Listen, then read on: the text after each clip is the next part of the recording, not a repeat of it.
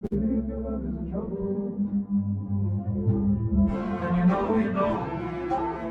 and you know, gonna miss you like when you're gonna fight when you're good as gold.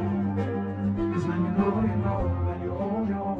ও আইচুন জন্ম থেকেই তিনি তার বাবাকে দেখেননি। তার মা, যিনি একজন মহিলা ডুবুরি ছিলেন, তার সঙ্গেই তিনি বড় হয়েছেন। একদিন দ্বিতীয় স্থান অর্জন করা তার কবিতাটি নিয়ে তিনি তার মায়ের প্রশংসা পেতে চেয়েছিলেন। তবে তার মা আরো বেশি টাকা উপার্জনের জন্য ডুবুরি শেষে একা গভীর সমুদ্রে গিয়েছিলেন, যতটা সম্ভব সামুদ্রিক খাবার ধরার জন্য। কিন্তু এই কাজটি অন্য মহিলা ডুবুরিদের মধ্যে নিষিদ্ধ ছিল। সেই সময়ে লোকেরা ড্রাগন দেবতাকে বিশ্বাস করত এবং মনে করত যে লোভী মহিলা ডুবুরিরা তাদের প্রাপ্য শাস্তি পাবে। এছাড়াও একটি অলিখিত নিয়ম ছিল, দীর্ঘ সময় ধরে ডুব দেওয়ার কারণে শ্বাসকষ্ট হতে পারে।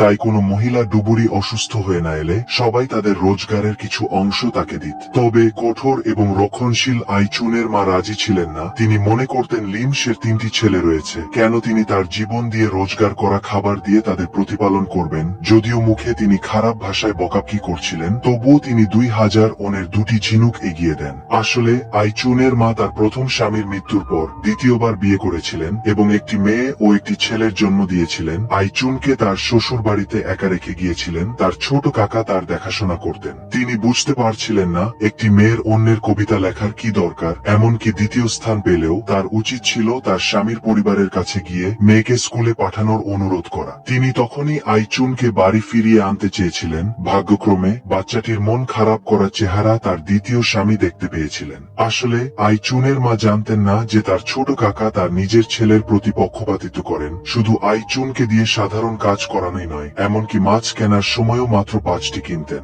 এটা জানা দরকার যে সমুদ্র তীরবর্তী গ্রামে সামুদ্রিক খাবার খুব সস্তা। তারা একটি মাছ কম কিনলে আইচুনের জন্য অর্থ সাশ্রয় করতেন।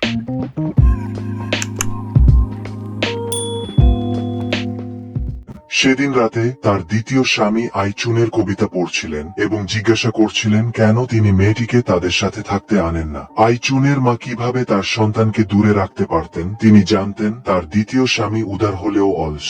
যদি তিনি মেয়েটিকে নিয়ে আসেন তবে শুধু কঠোর পরিশ্রমই নয়, তাকে তার সৎ বাবার ছোট ভাই বোনদেরও দেখাশোনা করতে হবে। জীবন এমনিতেই কঠিন হয়ে পড়বে। তিনি আইচুনের ভবিষ্যৎ নষ্ট করতে চাননি এবং আরো চাননি যে তার মেয়ে যেন মহিলা ডুবুরি হয়। আইচুনের দ্বিতীয় স্বামী তার মাকে এত উত্তেজিত দেখে তাকে তার মেয়ের কবিতা না পড়ার পরামর্শ দেন। তার এই কথায় আইচুনের মায়ের কৌতূহল মুহূর্তেই জেগে ওঠে। তিনি তাড়াতাড়ি কবিতার বইটি হাতে নিয়ে পড়েন এবং তার মুখের ভাব ক্রমশ গম্ভীর হয়ে ওঠে। দৃশ্য পাল্টে যায়। আইচুনের মা 2টি মাছের মালা নিয়ে তার স্বামীর বাড়িতে ছুটে যান এবং সজোরে তার ছোট কাকার খাবারের টেবিলে ছুঁড়ে মারেন। এইভাবেই আইচুনকে তার মা তার সৎ বাবার বাড়িতে নিয়ে যান। ফেরার পথে আইচুন তার মাকে সান্ত্বনা দেয়, কাকার মাছ না দেওয়ার জন্যই মা ও মেয়ে একসাথে থাকতে পারছে। আইচুনের মা শুনে বলেন যদি সে মাকে এত ভালোবাসে তবে তাড়াতাড়ি বড় হোক এবং প্রতিদিন তাকে 1 শোন দিক। আর এটাই ছিল কবিতার বিষয়বস্তু। আইচুনের মা হাঁটতে হাঁটতে বলতে থাকেন এত সুন্দর কবিতা প্রথম হওয়া উচিত ছিল।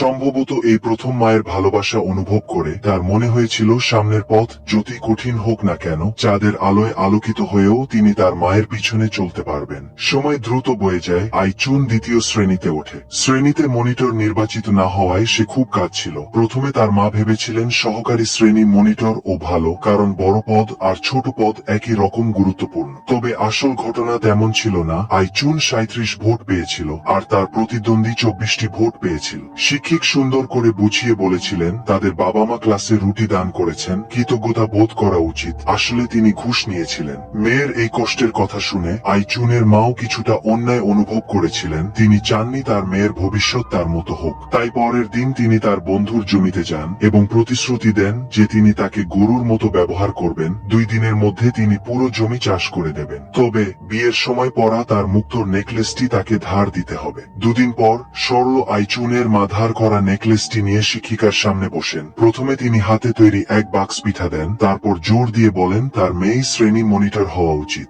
দৃশ্য পাল্টে যায়। আইচুনের মা মেয়েকে নিয়ে স্কুল থেকে বেরিয়ে যান। আসলে শিক্ষক পিঠার দিকে ফিরেও তাকাননি। আইচুনের মা প্রায় ফিসফিস করে বলেন, প্যাকেজে একজোড়া নাইলনের মোজা আছে, বিশেষভাবে কাউকে দিয়ে আনিয়েছেন শিক্ষিকার পা গরম রাখার জন্য। কে জানতো মোজার বাক্সে একটি খামও ছিল। খামের ভিতরে 4000 ওনের উপহারের টাকা ভরা ছিল। কঠোর এবং রক্ষণশীল মা তার মেয়ের জন্য তোষামত করতে শিখেছিলেন। তিনি চেয়েছিলেন তার সন্তান একদিন শিক্ষক এর মতো হোক। অপ্রত্যাশিতভাবে আইচুন তাকে বলে, শ্রেণী মনিটর হতে ভালো চরিত্র এবং প্রচুর আর্থিক ক্ষমতার প্রয়োজন। সহকারী শ্রেণী মনিটর এর মতোই, শুধু সামনে একটি শব্দ বেশি আছে। আইচুনের মা শুনে কিছুটা লজ্জিত হন। একদিকে চোখের জল আটকানোর চেষ্টা করেন, অন্যদিকে জোর দিয়ে বলেন তার নয়, বরং তার মায়ের কষ্ট হচ্ছে। মায়ের অক্ষমতার কারণে তাদের জীবন দুর্বিষহ। তার মেয়ে আরো ভালো জীবনের যোগ্য, তাই পিছপা হয় না, জীবনকে উপভোগ করো। তবে অপ্রত্যাশিত ঘটনা নির্বে এসেছিল। আইচুনের মায়ের সম্ভবত কোনো রোগ হয়েছিল। তিনি নিজের জন্য ধর্মীয় আচার করিয়েছিলেন, কিন্তু মনে হয় তার অবস্থার উন্নতি হয়নি।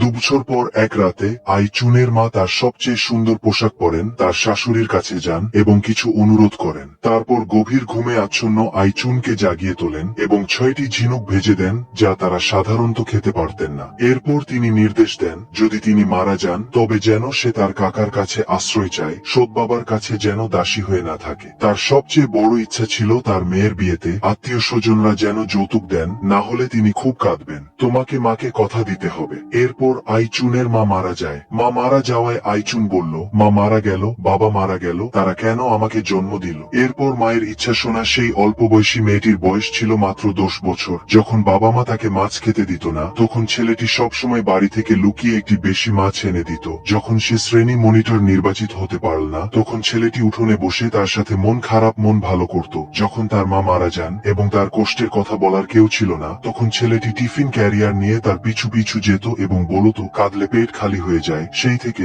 ছেলেটি আইচুনের ভরসা হয়ে ওঠে। কৈশোরে আইচুনের বাবা মা এবং আইচুনের মা একসাথে ছিলেন। সময় খুব দ্রুত কেটে যাচ্ছিল, তারা প্রায় প্রাপ্তবয়স্ক হয়ে গিয়েছিল। অন্য মহিলা ডুবুরিদের চোখে এই দুটি বাচ্চা ছিল ছোটবেলার বন্ধু, নিষ্পাপ প্রেমিক জুটি। কিন্তু ছেলেটির ঠাকুমা কিছুতেই তাদের একসাথে মেনে নিতে রাজি ছিলেন না। সেদিন রাতে আইচুন এবং ছেলেটি দ্বীপ ছেড়ে পালানোর সিদ্ধান্ত নেয়। এখানেই 1 নম্বর এপিসোড শেষ হয়। এখন 2 নম্বর এপিসোড আসা যাক। এই ছেলেটির নাম লিয়াং কুয়ানজি। সে তার পছন্দের মেয়ে আইচুনের পাশে 10 বছর ধরে ছিল। সে ছিল খুবই বোকা। কিভাবে তার ভেতরের কথা প্রকাশ করতে হয় তা সে জানতো না। তবে একটি বিষয় প্রশংসার যোগ্য, সে কখনোই আইচুনের কাছে মিথ্যে বলেনি। কুয়ানজির ঠাকুমা তাদের দুজনের সম্পর্ক মেনে না নেওয়ায় আইচুন সবসময় রাগের মাথায় বলতো যে সে এই লোকটিকে বিয়ে করবে না। তার উপর সমুদ্র তার বাবা মাকে কেড়ে নিয়েছে। আশেপাশে সমুদ্রের ঢেউ দেখলেই তার খারাপ লাগতো। তাই সে সিদ্ধান্ত নিয়েছিল যে সে যেভাবেই হোক সিউলে বিয়ে করবে, এই দ্বীপের কোনো বাসিন্দাকে নয়, বিশেষ করে সেই পুরুষকে যে একটি কবিতাও মুখস্থ করতে পারে না। পাশে দাঁড়ানো কুয়ানজি একটিও কথা বলেনি, আইচুনকে আপন মনে বকবক করতে দিচ্ছিল।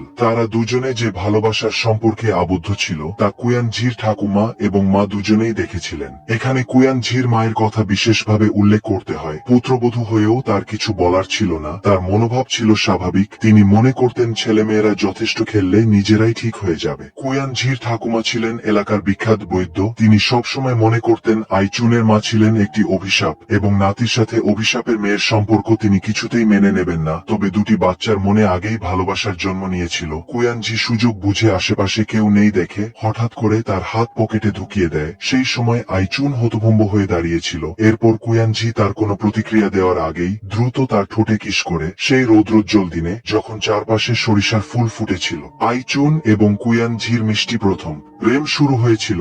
এখানে একটি সন্দেহ রয়েছে। যখন আইচুনের বয়স 40 বছর বয়স ছিল, তখন তার বিয়ের ছবিতে স্বামীর মুখ ঢাকা ছিল। যখন তার মেয়ে জিজ্ঞাসা করেছিল তার বাবা কি তার মায়ের প্রথম প্রেম, তখন সে উত্তর দিয়েছিল তার মনে নেই। অর্থাৎ আইচুনের স্বামী কুয়ানজি নাও হতে পারে। সময় ফিরে আসে সেই বসন্তে। প্রেমের সম্পর্ক নিশ্চিত হওয়ায় আইচুন খুব খুশি ছিল। কিন্তু বাড়ি ফিরে সে অপ্রত্যাশিতভাবে দেখতে পায় বহু বছর ধরে সমুদ্রে কাজ করা তার সৎ বাবা এক সুন্দরী মহিলাকে নিয়ে এসেছেন। এই মহিলাটি তার সৎ মা। সেদিন রাতে সৎ মা এবং সৎ বাবার মধ্যে খুব ঝগড়া হয়। তিনি তার স্বামীর মৃত স্ত্রীর সন্তানের দেখাশোনা করতে চাননি, কারণ তাদের নিজেদের বাচ্চা আগামী বছর জন্মাবে। আইচুন এই কথা শুনে মনে খুব কষ্ট পায় এবং সাথে সাথে তার কাকার কাছে যাওয়ার কথা ভাবে। কিন্তু ঠাকুমা খুব বিদ্ধ হয়ে যাওয়ায় তিনি আর কোনো সিদ্ধান্ত নিতে পারতেন না। তার কাকার চালানো কারখানাটিও তার ছেলে জুয়া খেলে হেরে গিয়েছিল। এখন তাদের অবস্থা সৎ বাবার চেয়েও খারাপ। তার উপর কাকা আইচুনকে অপছন্দ করতেন, তাই তার ফিরে আসা সম্ভব ছিল না। পরের দিন সকালে সৎমা আইচুনের কিছু জিনিস বাইরে ফেলে দেন। সৎ বাবাও ছিলেন নরম মনের মানুষ। এত বছর সমুদ্রে কাজ করেও তিনি কোনো টাকা জমাতে পারেননি। তার উপর তাদের দুজনের সন্তানের জন্ম হতে আর কয়েক মাস বাকি, অর্থাৎ আইচুন সেখানেও থাকতে পারবে না এবং তাকে নিজের পথ নিজেকেই খুঁজে নিতে হবে। কয়েকদিন পর কাকা একটি উপায় বাতলে দেন। তিনি প্রতিশ্রুতি দেন যে তিনি তাকে হান স্ট্রিট কারখানায় শিক্ষানবিশ হিসেবে ঢোকানোর ব্যবস্থা করতে পারবেন। কয়েক বছর কষ্ট করলে সে 15,000 উন বেতন পাবে। তখন তিনি একটি ভালো পাত্র খুঁজে তাকে বিয়ে দেওয়ার ব্যবস্থাও করবেন। তবে শর্ত ছিল অর্ধেক বেতন বাড়িতে পাঠাতে হবে। কাকার কথা যেন আইচুনের ঘুম ভাঙিয়ে দিল। তার তো আর কোনো বাঁধন নেই। রাতে কুয়ানজি আগের মতোই দুটি ঝিনুক চুরি করে এনে তার বান্ধবীকে দেওয়ার জন্য প্রস্তুত হয়। ঠিক সেই সময় আইচুন ছুটে আসে। সে জানতে চায় সে কি তার ঠাকুমাকে রাজি করাতে পারবে এবং কুয়ানজির উপর ভরসা করা উচিত কিনা। সত্যি কথা বলতে কুয়ানজি আগে কখনো আইচুনকে এত ভেঙে পড়তে দেখেনি। সে অজান্তেই নার্ভাস হয়ে পড়ে। এরপর হঠাৎ তার মাথায় আসে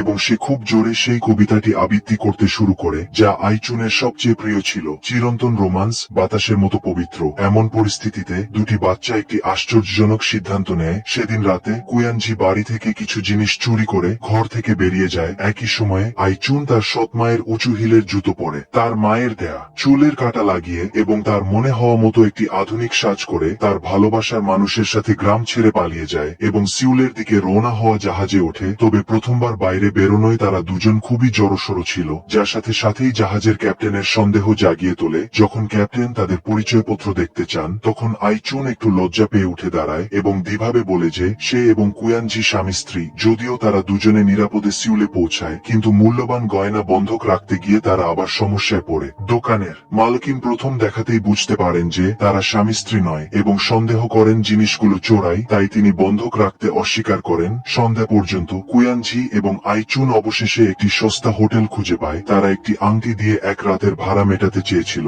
যখন মালিক দ্বিধাগ্রস্ত ছিলেন তখন মালকিন হঠাৎ করে আসেন। মনে হয় তিনি তাদের অসহায় অবস্থা বুঝতে পেরেছিলেন। তিনি একটি ঘর দিতে রাজি হন এবং পরের দিন ভাড়া দিতে বলেন। মধ্যরাতের পার হওয়া পর্যন্ত আইচুন এবং কুয়ানজি ঘুমায়নি। ঠিক সেই সময় মালকিন দুটি বাটির ভাত এবং এক বোতল মদ নিয়ে আসেন এবং বলেন যে এগুলো ভাড়ার অন্তর্ভুক্ত। পেট ভরে খেয়ে দিয়ে ভালোভাবে রাতের মজা করো। এই কথা শুনে দুজনের মুখ লাল হয়ে যায়। এরপর দৃশ্য পাল্টে যায়। পরের দিন সকালে যখন আইচুন ঘুম থেকে জেগে ওঠে তখন কুয়ানজি সবেমাত্র বাইরে থেকে ফিরে আসে এবং তার মানিব্যাগটি তার বুকের ভিতরে লুকিয়ে ফেলে। ঠিক সেই সময় তারা দুজনে একসাথে দেখতে পায় ঘরের পাখাটা কোনো কারণে খারাপ হয়ে গেছে। যাই হোক, কুয়ানজি কিছু একটা মেরামত করে এসেছিল, কিন্তু তার মনে হলো কোথাও একটা গরমিল রয়েছে। তাদের মালপত্র এবং মূল্যবান জিনিসপত্র মনে হয় সব গায়েব হয়ে গেছে। পুরো ঘরটা কেমন যেন ফাঁকা হয়ে গেছে। তবে মালিককে জানালে সে কিছুই জানে না বলে এড়িয়ে যায় এবং ক্রমাগত ভাড়ার জন্য পিরাপিরি করতে থাকে। অদ্ভুতভাবে মালকিনও যেন অন্য মানুষে পরিণত হয়েছে, অথচ তাদের কোনো মালপত্র দেখাই যায়নি। এমনকি মালকিন জোর দিয়ে বলে যে তারা নাকি গতকাল খালি হাতে এসেছিল। আইচুন সাথেই বুঝতে পারল এটা একটা ঠকবাজদের আস্তানা। ভাবা যায়নি মালকিন আগে থেকে ব্যবস্থা করে রেখেছিল। সে জানতো লিয়াং শিয়াও ঝির কোনো পরিচয়পত্র নেই, তাই সরাসরি পুলিশে খবর দেওয়ার হুমকি দেয়। এই কথা শুনে আইচুন মুহূর্তেই হতাশ হয়ে পড়ে। তবে তার একটি রূপকথার গল্প মনে পড়ে, যেখানে ডাইনিকে মারলে সুখের জীবন পাওয়া যায়। তাই রাতে সে এবং কুয়ানজি হোটেলে ঢোকে তাদের জিনিসপত্র চুরি করে আনার জন্য। লিয়াং শিয়াও ঝি নিঃশব্দে মালিকের ঘরে ঢোকে। যখন তারা জিনিসপত্র নিয়ে পালাতে যাচ্ছিল তখন মালিকের ছোট মেয়ে তাদের দেখে ফেলে। দৃশ্য পাল্টে যায়। মালকিন পিছিয়ে পড়া আইচুনকে ধাক্কা মেরে ফেলে দেয়। কুয়ানজি শক্তিশালীভাবে কয়েক পা পিছিয়ে যায়, তারপর হঠাৎ করে সামনের দিকে ছুটে যায়। এখানেই 2 নম্বর এপিসোড শেষ হয়। চলো 3 নম্বর এপিসোডে আসা যাক। আইচুন এবং কুয়ানজি পরিচয়পত্র না থাকার কারণে পুলিশের হাতে ধরা পড়েছিল। পুলিশ অফিসাররা তাদের বংশের নাম ধরে তাদের মাথায় আঘাত করে শিক্ষা দেয়। পাশে দাঁড়ানো আইচুন হঠাৎ চিৎকার করে বলে, পুলিশ কি আমাদের মতো অপ্রাপ্তবয়স্কদের রক্ষা করার জন্য নয়? পুলিশ অফিসার আবার যখন আইচুনের মাথায় মারতে যা তখন কুয়ানজি হাত দিয়ে আটকায়। যাই হোক, মারলে আইচুনের মাথায় মারা যাবে না। দুটি ছোট বাচ্চার ভালোবাসা দেখে উল্টো দিকের বৃদ্ধ পুলিশ অফিসার আবেগাপ্লুত হয়ে পড়েন এবং বলেন এ যেন সাক্ষাৎ রোমিও এবং জুলিয়েট। তবে আসল কথায়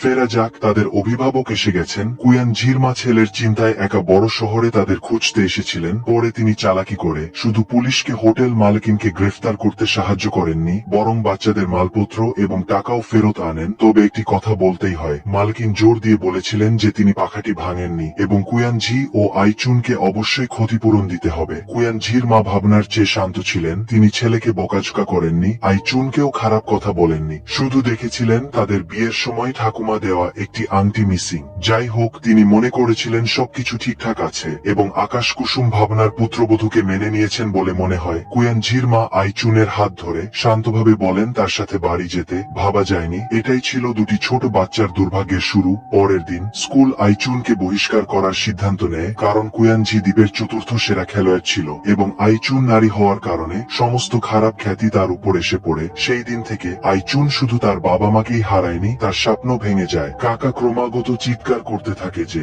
সে পরিবারের মুখ ডুবিয়েছে। এর ফলে শুধু কারখানায় গেল না, সম্ভবত তার বিয়েও হবে না। কুয়ান ঝির পরিবারের অবস্থাও একই রকম ছিল। ঠাকুমার আগে বিছানায় পড়েছিলেন, বাবাও মাধ্যমিকের গণ্ডি না পেরোনো মেয়ের সাথে ছেলের বিয়ে দিতে রাজি ছিলেন না। কুয়ান ঝি এই খবর শুনে সাথে সাথেই আইচুনের বাড়িতে ছুটে যায় এবং বুঝতে পারে না কেন তাকে বহিষ্কার করা হয়েছে। ঠাকুমা বাধ্য হয়ে বুঝিয়ে বলেন দোষ দুজনের হলেও ছেলেকে বীর বলা হবে আর মেয়েটি হবে নির্লজ্জ। 4 তারিখ খুব সকালে কুয়ান ঝির মা কেবিনে বন্দি আইচুনকে খুঁজে বের করেন এবং তার হাত ধরে কিছুক্ষণ নীরব থেকে তাকে তার মায়ের একটি উপকার করার জন্য অনুরোধ করেন এবং আইচুন কুয়ান ঝির মায়ের অনুরোধ শুনে একটি মাত্র প্রশ্ন করে রাজি হয়ে যায়। এই রহস্য আমরা পরে ভেদ করব। সেদিন রাতে পরিবারের আশীর্বাদ না পাওয়া কুয়ান ঝি একা তাদের বাড়িতে বিয়ের প্রস্তাব দিতে যায়। কাকা স্পষ্ট করে বলেন তাদের পরিবারের অবস্থা ভালো নয়, যৌতুক দেওয়ার মতো কিছু নেই। ঠিক সেই সময় আইচুন দরজা ঠেলে ভেতরে ঢোকে এবং চিৎকার করে কুয়ান ঝিকে বেশি বাড়াবাড়ি না করতে বলে। সে রাস্তার ধারে সস্তায় বিক্রি হওয়া পচা মাছ নয়। তার বাপের বাড়ি না থাকলেও তার বিয়ে হবে না ভেবে যেন সে ভুল না করে। বান্ধবীর হঠাৎ করে এই পরিবর্তন দেখে কুয়ান ঝি কিছুক্ষণ হতভম্ব হয়ে যায়। পরের দিন আইচুনের জন্য একটি ঘটকালির ব্যবস্থা করা হয়। তখন তার সবেমাত্র 18 বছর বয়স এবং পাত্রটি ছিল একজন বিবাহিত এবং 2টি সন্তানের জনক এক বৃদ্ধ লোকটি আইচুন সম্পর্কে কিছু গুজব শুনেছিল। লোকটি মুখে বলেছিল ভালোবাসার কোনো দোষ নেই, তবে আসলে সে তার সতীত্ব নিয়ে খুব চিন্তিত ছিল। যদিও সে তা স্পষ্ট করে বলেনি, বৃদ্ধ লোকটিকে আইচুনের ভালো লাগেনি। যাওয়ার সময় আকাশ হঠাৎ করে কালো মেঘে ঢেকে যায় এবং বৃষ্টি শুরু হয়। কাকিমা পাশে দাঁড়িয়ে তাকে বোঝান বৃদ্ধ লোকটি 10 বছরের মধ্যে আইচুনকে কলেজে পাঠানোর প্রতিশ্রুতি দিয়েছে এবং বিয়ের পর ভালো ব্যবহার করলে তার কবিতার বই প্রকাশের জন্য অর্থ সাহায্য করবে। আসলে এই পুরো ঘটকালির ব্যবস্থা কুয়ান ঝির মাই করেছিলেন। মেয়েরা বুঝতে পারছিল না তিনি কিভাবে একটি ছোট মেয়ের জীবন নষ্ট করতে পারেন। দুটি পরিবার কি এতটাই তাড়াহুড়ো করছিল আইচুনকে বিদায় করার জন্য? এদিকে কুয়ান ঝি তাদের বাড়ির সমস্ত জিনিসপত্র আইচুনের বাড়িতে নিয়ে যান, দুজনের বিয়ের পণ হিসেবে, অথবা কাকা কাকিমা রাজি না হলেও সেগুলো আইচুনের খাবার হিসেবে ধরে নেওয়া হোক। এরপর থেকে প্রতিদিন সে যাতে না খেয়ে থাকে তার ব্যবস্থা তিনি করবেন, তবে ভুলেও যেন সেই বুড়ো লোকটিকে বিয়ে না করে। কুয়ান ঝি কাকার কোনো প্রতিক্রিয়া না দেখে রাগে সেখানে দাঁড়িয়ে লাফালাফি করতে থাকে। কুয়ান ঝি যখন ওয়ের বাড়ি থেকে বের হয় তখন তার সাথে আইচুন এবং সেই বৃদ্ধ লোকটির দেখা হয়। সে তার বান্ধবীকে টেনে নিয়ে যেতে চায়, কিন্তু তাকে ধাক্কা দিয়ে সরিয়ে দেওয়া হয়। ঠিক এই সময়ে কুয়ান ঝি এবং সেই বৃদ্ধ লোকটির মধ্যে শত্রুতা তৈরি হয়। অবশেষে কুয়ান ঝি আইচুনকে সেই জায়গায় নিয়ে যায় যেখানে তাদের প্রথম কিস হয়েছিল এবং সেই জন্মদিনের আংটিটি তার হাতে পরিয়ে দেয়। তবে আইচুন আর পালিয়ে বেড়ানো বা চোরের মতো জীবন কাটাতে চায় না। সে বুঝতে পারে না কেন শুধু তাকেই শাস্তি পেতে হবে, কেন সমস্ত দোষ তার উপর চাপানো হবে, কেন তাকে বহিষ্কার করা হবে, কেন শুধু তাকেই নির্লজ্জ বলা হবে। তাই সবকিছু শেষ হয়ে যায়। আইচুন গুরুত্ব দিয়ে কুয়ান ঝিকে বলে তার সাথে থাকলে কোনো আশার আলো দেখা যায় না, দূরে যাওয়া সম্ভব নয়। নিজের পরিবারকে ঘৃণা করে কাঙ্ক্ষিত ধনী জীবনের কথা ভাবার সময় নেই। যদি সে কুয়ান ঝিকে বিয়ে করে তবে তার উপর আরো বেশি অত্যাচার করা হবে। এখন আমার কোনো বাড়ি নেই, হয়তো অনেক দিন ধরে প্রেম করার কারণে অথবা একে অপরের সবচেয়ে অসহায় রূপ দেখার কারণে শেষ পর্যন্ত তাদের দুজনের পথ আলাদা হয়ে যায়। আইচুন কুয়ান ঝিকে অনুরোধ করে যেন সে তাকে মুক্তি দেয়। এই পর্যন্তই ছিল তাদের দুজনের তীব্র প্রথম প্রেম। আইচুন কুয়ান ঝিকে বলে তার দ্বীপ ছেড়ে যাওয়া উচিত, তবেই সে তার কাঙ্ক্ষিত জীবন পাবে। কুয়ান ঝি শুনে চিৎকার করেনি, কাঁদেনি, শুধু অঝরে তার চোখ থেকে জল মুছেছিল। হয়তো জীবনের পথে বাধা অতিক্রম না করলে বড় হওয়া যায় না, অথবা হয়তো কাউকে ভালোবাসা মানে সবসময় তাকে পাওয়া নয়। যাই হোক, 8 মাস পর কুয়ান ঝি সিউলে প্রশিক্ষণের জন্য জাহাজে ওঠে। তবে জাহাজ ছাড়ার আগে সে ক্রমাগত বন্দরের দিকে তাকিয়েছিল, যেন কারো আসার অপেক্ষা করছে। আর কুয়ান ঝির মা অবশেষে স্বস্তির নিঃশ্বাস ফেলেন। আসলে আইচুন তাকে জিজ্ঞাসা করেছিল, কুয়ে আনজি কি সত্যিই পুরো দ্বীপে চতুর্থ? কুয়ান ঝির মা ইঙ্গিতে বুঝিয়েছিলেন যে আইচুন না থাকলে সে হয়তো তৃতীয় হতে পারত, এমনকি প্রথম দুইজনের মধ্যে পদকও পেতে পারত। তাই সুযোগ বুঝে তিনি আইচুনকে কুয়ানজিকে ছেড়ে তার সাথে থাকতে বলেন, কারণ তার ছেলে সবকিছু হারাবে, যার মধ্যে পরিবার এবং স্বপ্ন অন্তর্ভুক্ত। কিছুক্ষণ পর জাহাজ বন্দর ছেড়ে চলে যায়। কুয়ানজি সেই মানুষটির জন্য অপেক্ষা করতে থাকে, কিন্তু সে আর আসেনি। সে বরং কোচকে বলে সে কঠোর অনুশীলন করছে, কারণ আইচুন দ্বীপ ছেড়ে যেতে চেয়েছিল। কারণ মাছ বিক্রি করে যথেষ্ট টাকা রোজগার হয় না, তার পড়াশোনার ফলও ভালো নয়। শুধু পুরস্কার পেলে তবেই সে তাকে সাথে নিয়ে সিউলে যেতে পারবে। এখন আইচুন নেই, তাই প্রশিক্ষণেরও কোনো মানে নেই। একই সময়ে আইচুন বিয়ের পোশাক বাছাই করছে। আসলে সে সত্যিই সেই বৃদ্ধ লোকটিকে বিয়ে করতে চায় না, না কলেজে পড়ার জন্য, না দক্ষ ডুবুরি হওয়ার জন্য, বরং সে কুয়ান ঝির মাকে কথা দিয়েছিল তার ভালোবাসার মানুষটিকে তাড়ানোর জন্য, যাতে সে ভালো জীবন পায়। তাই বাধ্য হয়ে সে মিথ্যে কথা বলেছিল। এখন জাহাজের ছাড়ার সময় যত এগিয়ে আসছে, আইচুনের মন ততই খারাপ হয়ে যাচ্ছে। অবশেষে সে কুয়ান ঝির মায়ের দেওয়া প্রতিশ্রুতি ভেঙে বন্দরের দিকে ছুটে যায়। এই সিনটা তোমরা ফেসবুক বা ইউটিউবে দেখেছো,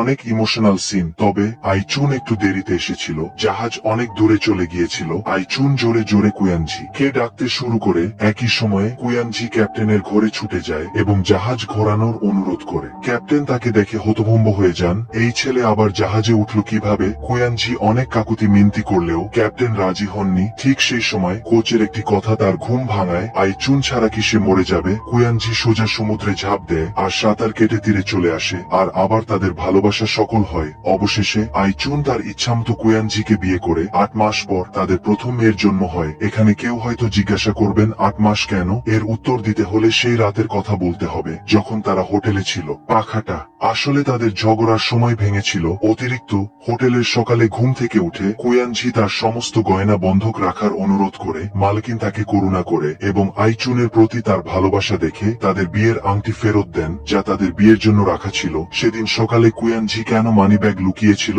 এটাই তার কারণ। তবে দুজনে অনেক কষ্টের পর একসাথে ঘরোয়া জীবন শুরু করলেও শাশুড়ির কাছ থেকে খারাপ ব্যবহার পাওয়ার দিনগুলো সবে শুরু হয়েছিল। তাহলে এরপর কি গল্প ঘটবে? এখানেই 3 নম্বর এপিসোড শেষ হয়। 4 এপিসোডে যখন তার শাশুড়ি ঠাকুমা তাকে অপয়া বলেছিল, তখন সে রাগ করেনি, কিন্তু যখন পুরো পরিবার তার একমাত্র মেয়েকে মহিলা ডুবুরি বানাতে চেয়েছিল, এখানেই আসলে আইচুন একটি মেয়ের জন্ম দেওয়ার পর থেকে প্রতিদিন ভোর 3টায় তার শাশুড়ি ঠাকুমা তাকে ডেকে তুলতেন ধর্মীয় আচার পালনের জন্য, যাতে দেবতারা তাকে একটি ছেলে দান করেন। সেদিন আইচুন তার বাপের বাড়ি থেকে শ্বশুর বাড়িতে জিনিসপত্র নিয়ে যাচ্ছিল। সে বুঝতে পারছিল না তার মা তার উপর বোঝা হলে কি অসুবিধা, তাহলে সে অন্তত তার মেয়েকে দেখতে আসতে পারত। ঠিক সেই সময় তার সৎমা তার ছেলেকে কোলে নিয়ে বেরিয়ে আসেন। মনে হয় তিনি আইচুনের মনের কথা বুঝতে পেরেছিলেন এবং বলেন, বিবাহিত মেয়েরা বাপের বাড়ি ফিরে যেতে পারে না। একই সাথে সৎ মার পরিবার চলে যাওয়ার প্রস্তুতি নিচ্ছিল। বিদায়ের আগে সৎমা তার ছেলের জন্য আনা 3 চাকার গাড়িটি আইচুনকে দেন।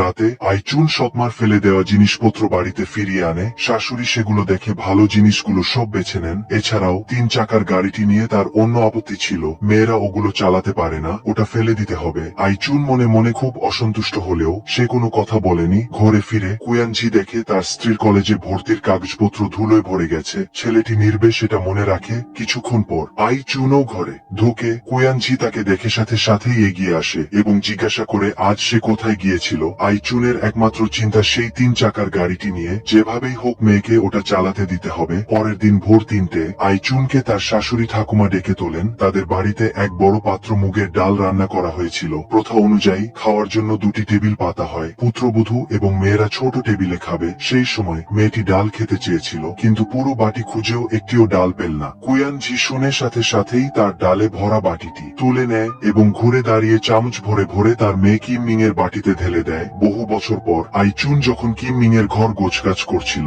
তখন মা ও মেয়ের মধ্যে ঝগড়া হয়। কিম মিং মনে করে ছোটবেলায় তাদের অভাব ছিল, সে যা চাইতো তার বাবা মা কিছুই কিনে দিতেন না, তাই বড় হয়ে কাজ করার পর সে যা চায় তাই কিনে আনে, এমনকি সস্তা দামের জুতো। আসলে এই কথাগুলো বলার পরে কিম মিং কিছুটা অনুতপ্ত হয়, আর আইচুন উল্টে তার মেয়েকে সান্ত্বনা দেয় তার মতো জীবন না যাপন করার জন্য। তবে একটা জিনিস হয়তো কিম মিং বুঝবে না, আসলে তার মা তার নিজের সুখ খুঁজে পেয়েছিল। তার চোখে প্রতিদিন মাছ ধরতে যাওয়া তার স্বামী ছিল তার জীবনের আলো। সেদিন শাশুড়ি আইচুনকে বসার ঘরে ডাকেন এবং চান তিনি যেন মা হিসেবে দেবতাদের পূজা করেন, যাতে কিম মিং একজন মহিলা ডুবুরি হয়। তখনই সেই শাশুড়ি কর্তৃক পুত্রবধূর সন্তানের ভবিষ্যৎ নির্ধারণ এর দৃশ্যটি ঘটে। আইচুন তার মায়ের কঠোর এবং সাধারণ স্বভাব উত্তরাধিকার সূত্রে পেয়েছে। তার সাথে যাই হোক না কেন সে মানিয়ে নিতে পারত, কিন্তু তার মেয়ের উপর কেউ হাত তুললে সে ছাড়বে না। কুয়ানঝি 2 বড় থলি ডাল এবং একটি নতুন উচ্চমাদ জমিক পরীক্ষার প্রস্তুতি সামগ্রী নিয়ে বাড়ি ফেরে। কুয়ানঝি উচ্চস্বরে বলে আইচুন তার সাথে সংসার করতে এসেছে। তারপর তার স্ত্রীর হাত ধরে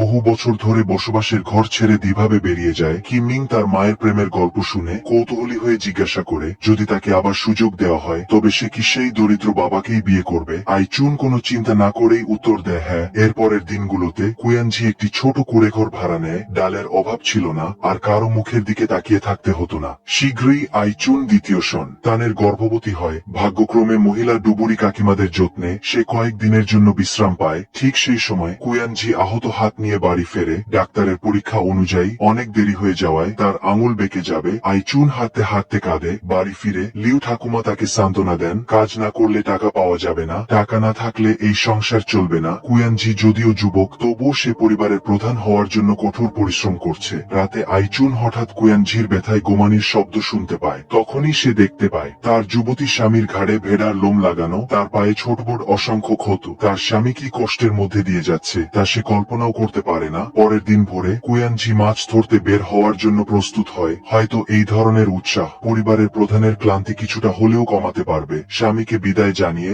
আইচুন ছোট দোকান থেকে 2টি ক্যানের চিনি কেনে। তারপর উপহার হিসেবে সেই বৃদ্ধ লোকটির বাড়িতে যায়। বৃদ্ধ লোকটি তৎক্ষণে বিয়ে করেছে। এখানে একটি ছোট বিষয় রয়েছে, গর্ভবতী মহিলার ঠোঁটের কোণে আঘাতের চিহ্ন, যা স্পষ্টতই পারিবারিক সহিংসতার কারণে হয়েছে। অর্থাৎ যদি আইচুন সেই লোকটিকে বিয়ে করত তবে এই মহিলার অভিজ্ঞতা তারও হতো। এছাড়াও মহিলাটি জানায় বৃদ্ধ লোকটি প্রায় কুয়ানঝির উপর হাত তোলে। সে অনেকবার তাকে বোঝানোর চেষ্টা করেছে, কিন্তু কোনো লাভ হয়নি। অন্যদিকে ছোটবেলার শত্রুতার কারণে বৃদ্ধ লোকটি সব সময় কুয়ানঝিকে সমস্যায় ফেলে, প্রায় তাকে অতিরিক্ত কাজ করতে বাধ্য করে। যদি না তার পরিবারের ভরণ পোষণের দায় থাকত তবে সে কবেই কাজ ছেড়ে দিত। যখন বৃদ্ধ লোকটি আবারও কুয়ানঝিকে উত্ত্যক্ত করছিল তখন কুয়ানঝি বলে আমার স্বামী আর তোমার কাছে কাজ করবে না। চলে যাবার সময় পিছনে ঘুরে ওই বুড়োটাকে লাথি মারে। বর্তমান সময়ে কুয়ানঝি বলে সে শুধু একটু দেরিতে মরতে চায়, যাতে সে প্রথমে তার স্ত্রীকে বিদায় জানাতে পারে এবং তারপর শান্তিতে তার সাথে চলে যেতে পারে। এখানেই 4 নম্বর এপিসোড শেষ হয়। চলো এখন 5 নাম্বার এপিসোডে। কুয়ানঝি স্বামী যথেষ্ট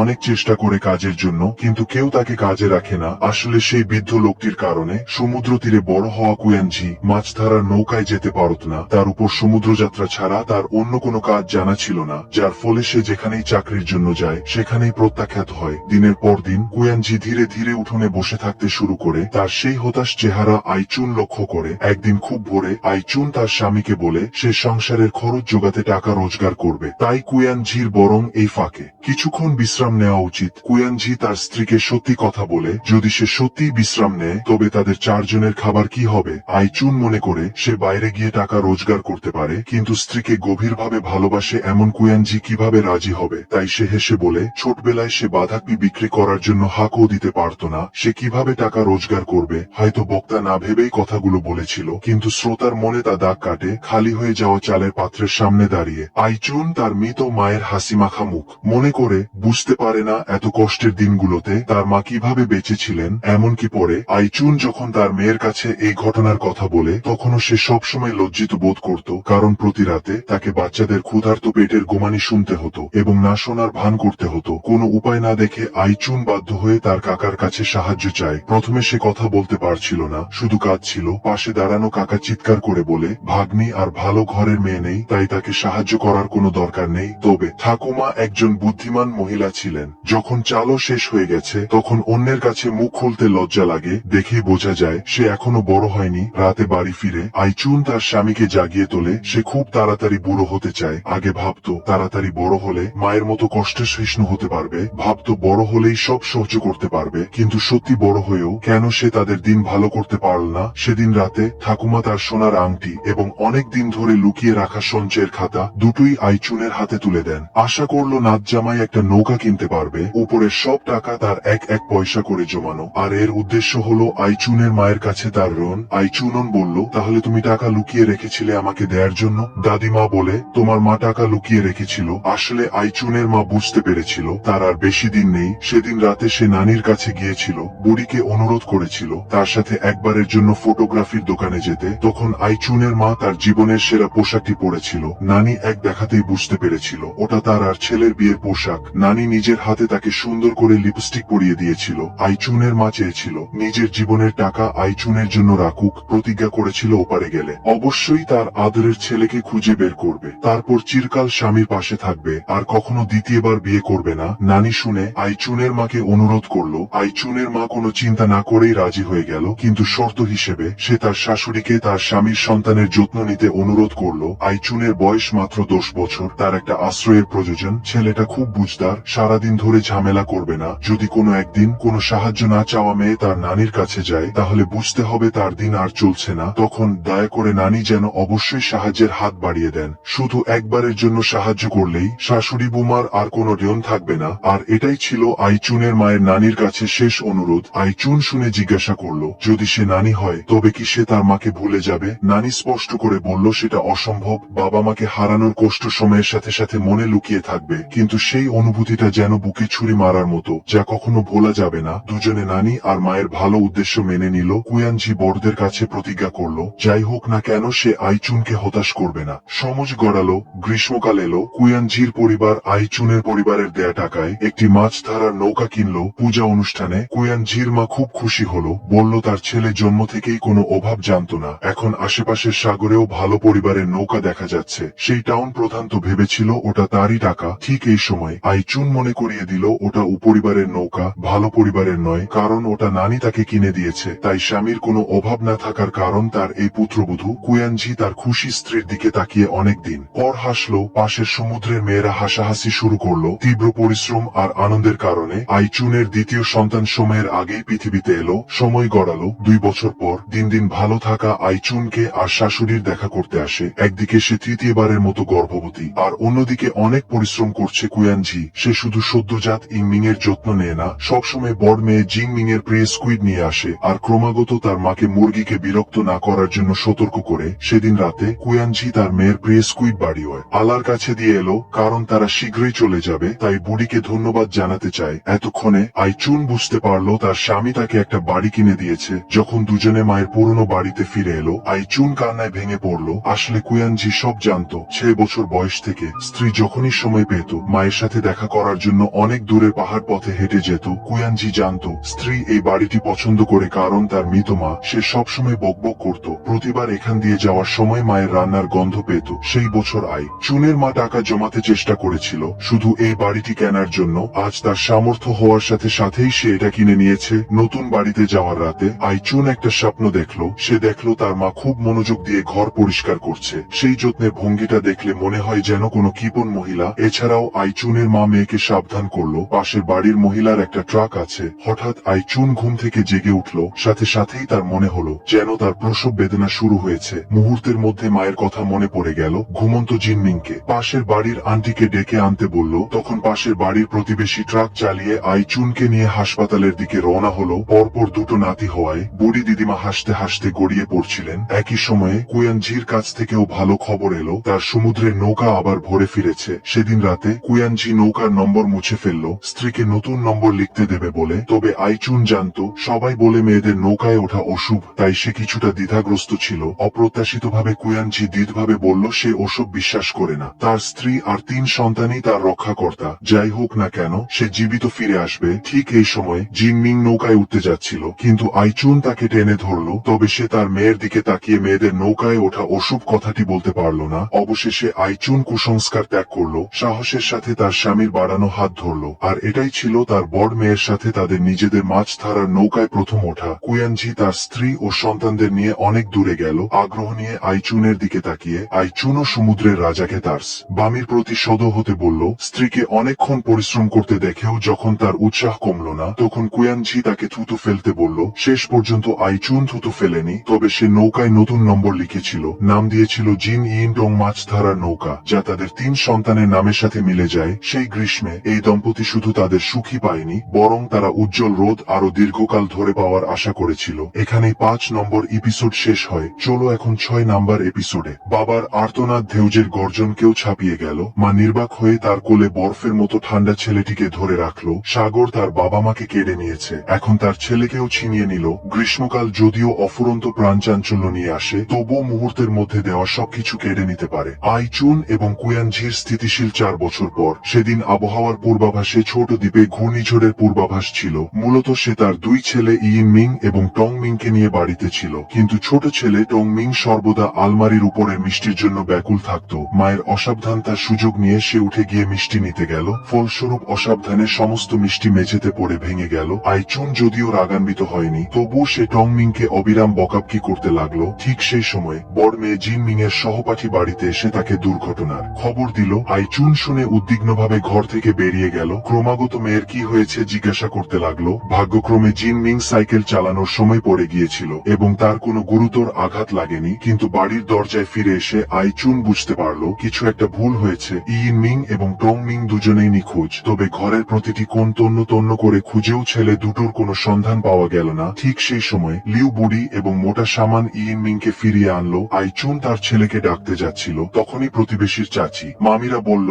সে নাকি বন্যা প্রতিরোধের বাঁধের উপর দাঁড়িয়েছিল। মুখের কথা মুখেই রয়ে গেল। এতক্ষণে সে বুঝতে পারলো টং মিং তার সাথে ফেরেনি। আসলে আইচুন তাড়াহুড়ো করে বাড়ি থেকে বেরিয়ে যাওয়ার পর ইয়িন মিং সম্ভবত কিছু ভেবেছিল এবং তার ভাইকে বাড়িতে ফেলে রেখে গিয়েছিল। আর টং মিং একা কিছুটা ভয় পেয়ে জুতো পরারও সময় না পেয়ে টলমল পায়ে ঘর থেকে বেরিয়ে দৌড়েছিল। অর্থাৎ টং মিং নিখোঁজ। সে জিন মিংকে ফিশারি অ্যাসোসিয়েশনে ফোন করে কুয়ানজিকে জানাতে বলল, তারপর আইচুনকে নিয়ে অন্যদিকে খুঁজতে গেল। কুয়ানজি খবর পাওয়ার আগে বাঁধের দেওয়াল মেরামত করছিল। একই সময়ে গ্রামের আবাল বৃদ্ধ বনিতা সবাই টং মিংকে খুঁজতে সাহায্য করছিল। আইচুন পাগলের মতো গ্রামের প্রতিটি রাস্তা খুঁজে বেড়াচ্ছিল। কিছুক্ষণ পর কোকড়া চুলের সামান তাকে খুঁজে পেল। আইচুন যদিও কোকড়া চুলের সামানের কণ্ঠস্বর থেকে অর্থ বুঝতে পেরেছিল, তবুও সে বিশ্বাস করতে রাজি ছিল না। যতক্ষণ না সে তার নিস্তেজ ছোট ছেলেকে কোলে তুলে নিল, ততক্ষণ সে বুঝতে পারল সবকিছু সত্যি। আইচুন মরিয়া হয়ে বরফ ঠান্ডা দেহটিকে ঘষতে লাগলো। সেদিন রাতে ঘূর্ণিঝড় চলে গেল।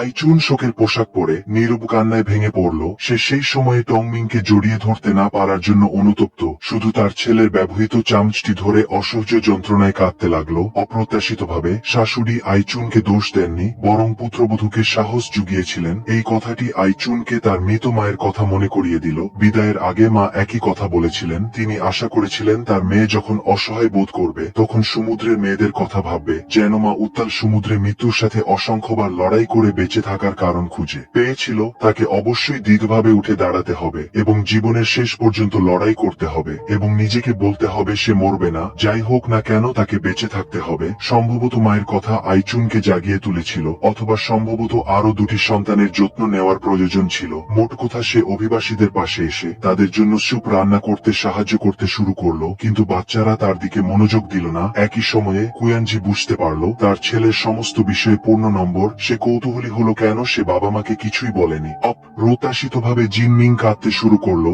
অন্যদিকে অভিবাসী মনে করলো মা নিশ্চয়ই তার উপর রেগে আছে। যদি সে দৌড়ে গিয়ে তার ভাইকে না দেখত তাহলে তার ভাই মারা যেত না। অর্থাৎ অভিবাসী মনে করে সে টং মিংকে মেরে ফেলেছে। একই সময়ে জিন মিং আরো বেশি কাঁদতে লাগলো। সে মনে করলো সবই তার দোষ। যদি সেদিন সে সাইকেল চালাতে না যেত তাহলে তার ভাই টং মিং সম্ভবত মারা যেত না। এতক্ষণে মা আইচুন এবং বাবা কুয়ানজি বুঝতে পারলেন টং মিং এর মৃত্যু জীবিত বাচ্চাদের মানসিকতাকে প্রভাবিত করেছে। তাই 3 দিন শোক করার পর প্রাপ্ত ভয় স্কো বাবা মা একটি শক্তিশালী ভাব দেখিয়ে বাইরে থেকে আগের মতোই স্বাভাবিক থাকার চেষ্টা করলো, কিন্তু আসলে তারা শোকের ছায়া থেকে বেরোতে পারছিল না। ধীরে ধীরে 8 মাস কেটে গেল। আইচুন অবশেষে তার স্বামীকে তার মনের কথা খুলে বলল টং মিং এর মৃত্যুর জন্য সেই দায়ী। সে প্রায়শই বাচ্চাদের বন্যা প্রতিরোধের বাঁধের উপর রেখে যেত, বলতো ঝড় বৃষ্টি যাই হোক না কেন এখানে দাঁড়ালেই বাবা তাড়াতাড়ি বাড়ি ফিরে আসবে। কুয়ানজি শুনে তার স্ত্রীকে সান্ত্বনা দিল, সবকিছু ঈশ্বরের নিষ্ঠুরতা, তার পরিবারের কারো কোনো দোষ নেই। আসলে তার মনে একজন ব্যক্তির উপর রাগ ছিল,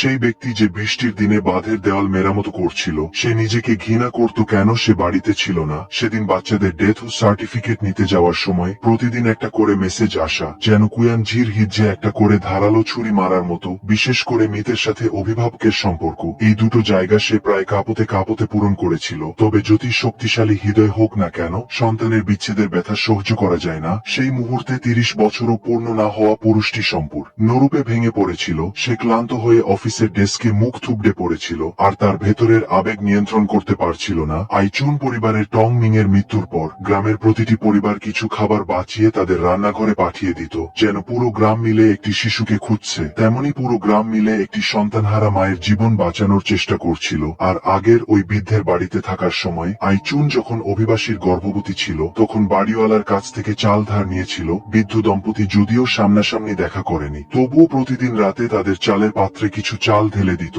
যা তিনজনের পরিবারের জন্য যথেষ্ট ছিল। ধীরে ধীরে আইচুন বুঝতে পারল কিছু একটা ভুল হচ্ছে। স্পষ্টতই খালি চালের পাত্র পরের দিন সকালে কিছুটা ভরে যেত। আসলে বৃদ্ধ দম্পতি এত কষ্ট করে সাহায্য করছিল কারণ তারা ভয় পাচ্ছিল আইচুন হয়তো লজ্জিত হবে এবং বোঝা মনে করবে। তাই তারা এই বুদ্ধিমান উপায় বের করেছিল, কারণ কোনো মানুষই একজন গর্ভবতী মহিলাকে অভুক্ত দেখতে পারে না। আরেকটি বিষয়, যে ব্যক্তি দম্পতিকে 3 মাসের ভাড়া অগ্রিম দিয়েছিল সে ছিল আইচুনের শোধ মা, কারণ বাড়িওয়ালা ভুল লিখেছিল। তাই আইচুন এবং কুয়ানজি বুঝতে পারেনি কে তাদের ভাড়া দিয়েছে, যদিও তারা জানে না। তবুও দিনগুলো ধীরে ধীরে কেটে যাচ্ছে, কারণ জীবন কোনো মহড়া নয় এবং তা থামেও না। সিউল বিশ্ববিদ্যালয়ে ভর্তি হওয়া জিনমিং বিশ্ববিদ্যালয়ে গিয়ে জানতে পারল ধনী এবং দরিদ্রদের মধ্যে কতটা পার্থক্য। এখানেই 6 নম্বর এপিসোড শেষ হয়। চলো এখন 7 ও 8 নাম্বার এপিসোডে। বাবা মায়ের উপর কিছুটা চাপ কমানোর জন্য জিনমিং পার্ট টাইম কাজ করার সিদ্ধান্ত নিল। সে গৃহশিক্ষকতা বেছে নিল, কিন্তু অপ্রত্যাশিতভাবে এই বাড়ির মালিক জিনমিংকে ভাড়াটে পরীক্ষার্থী হিসেবে ব্যবহার করতে চাইল,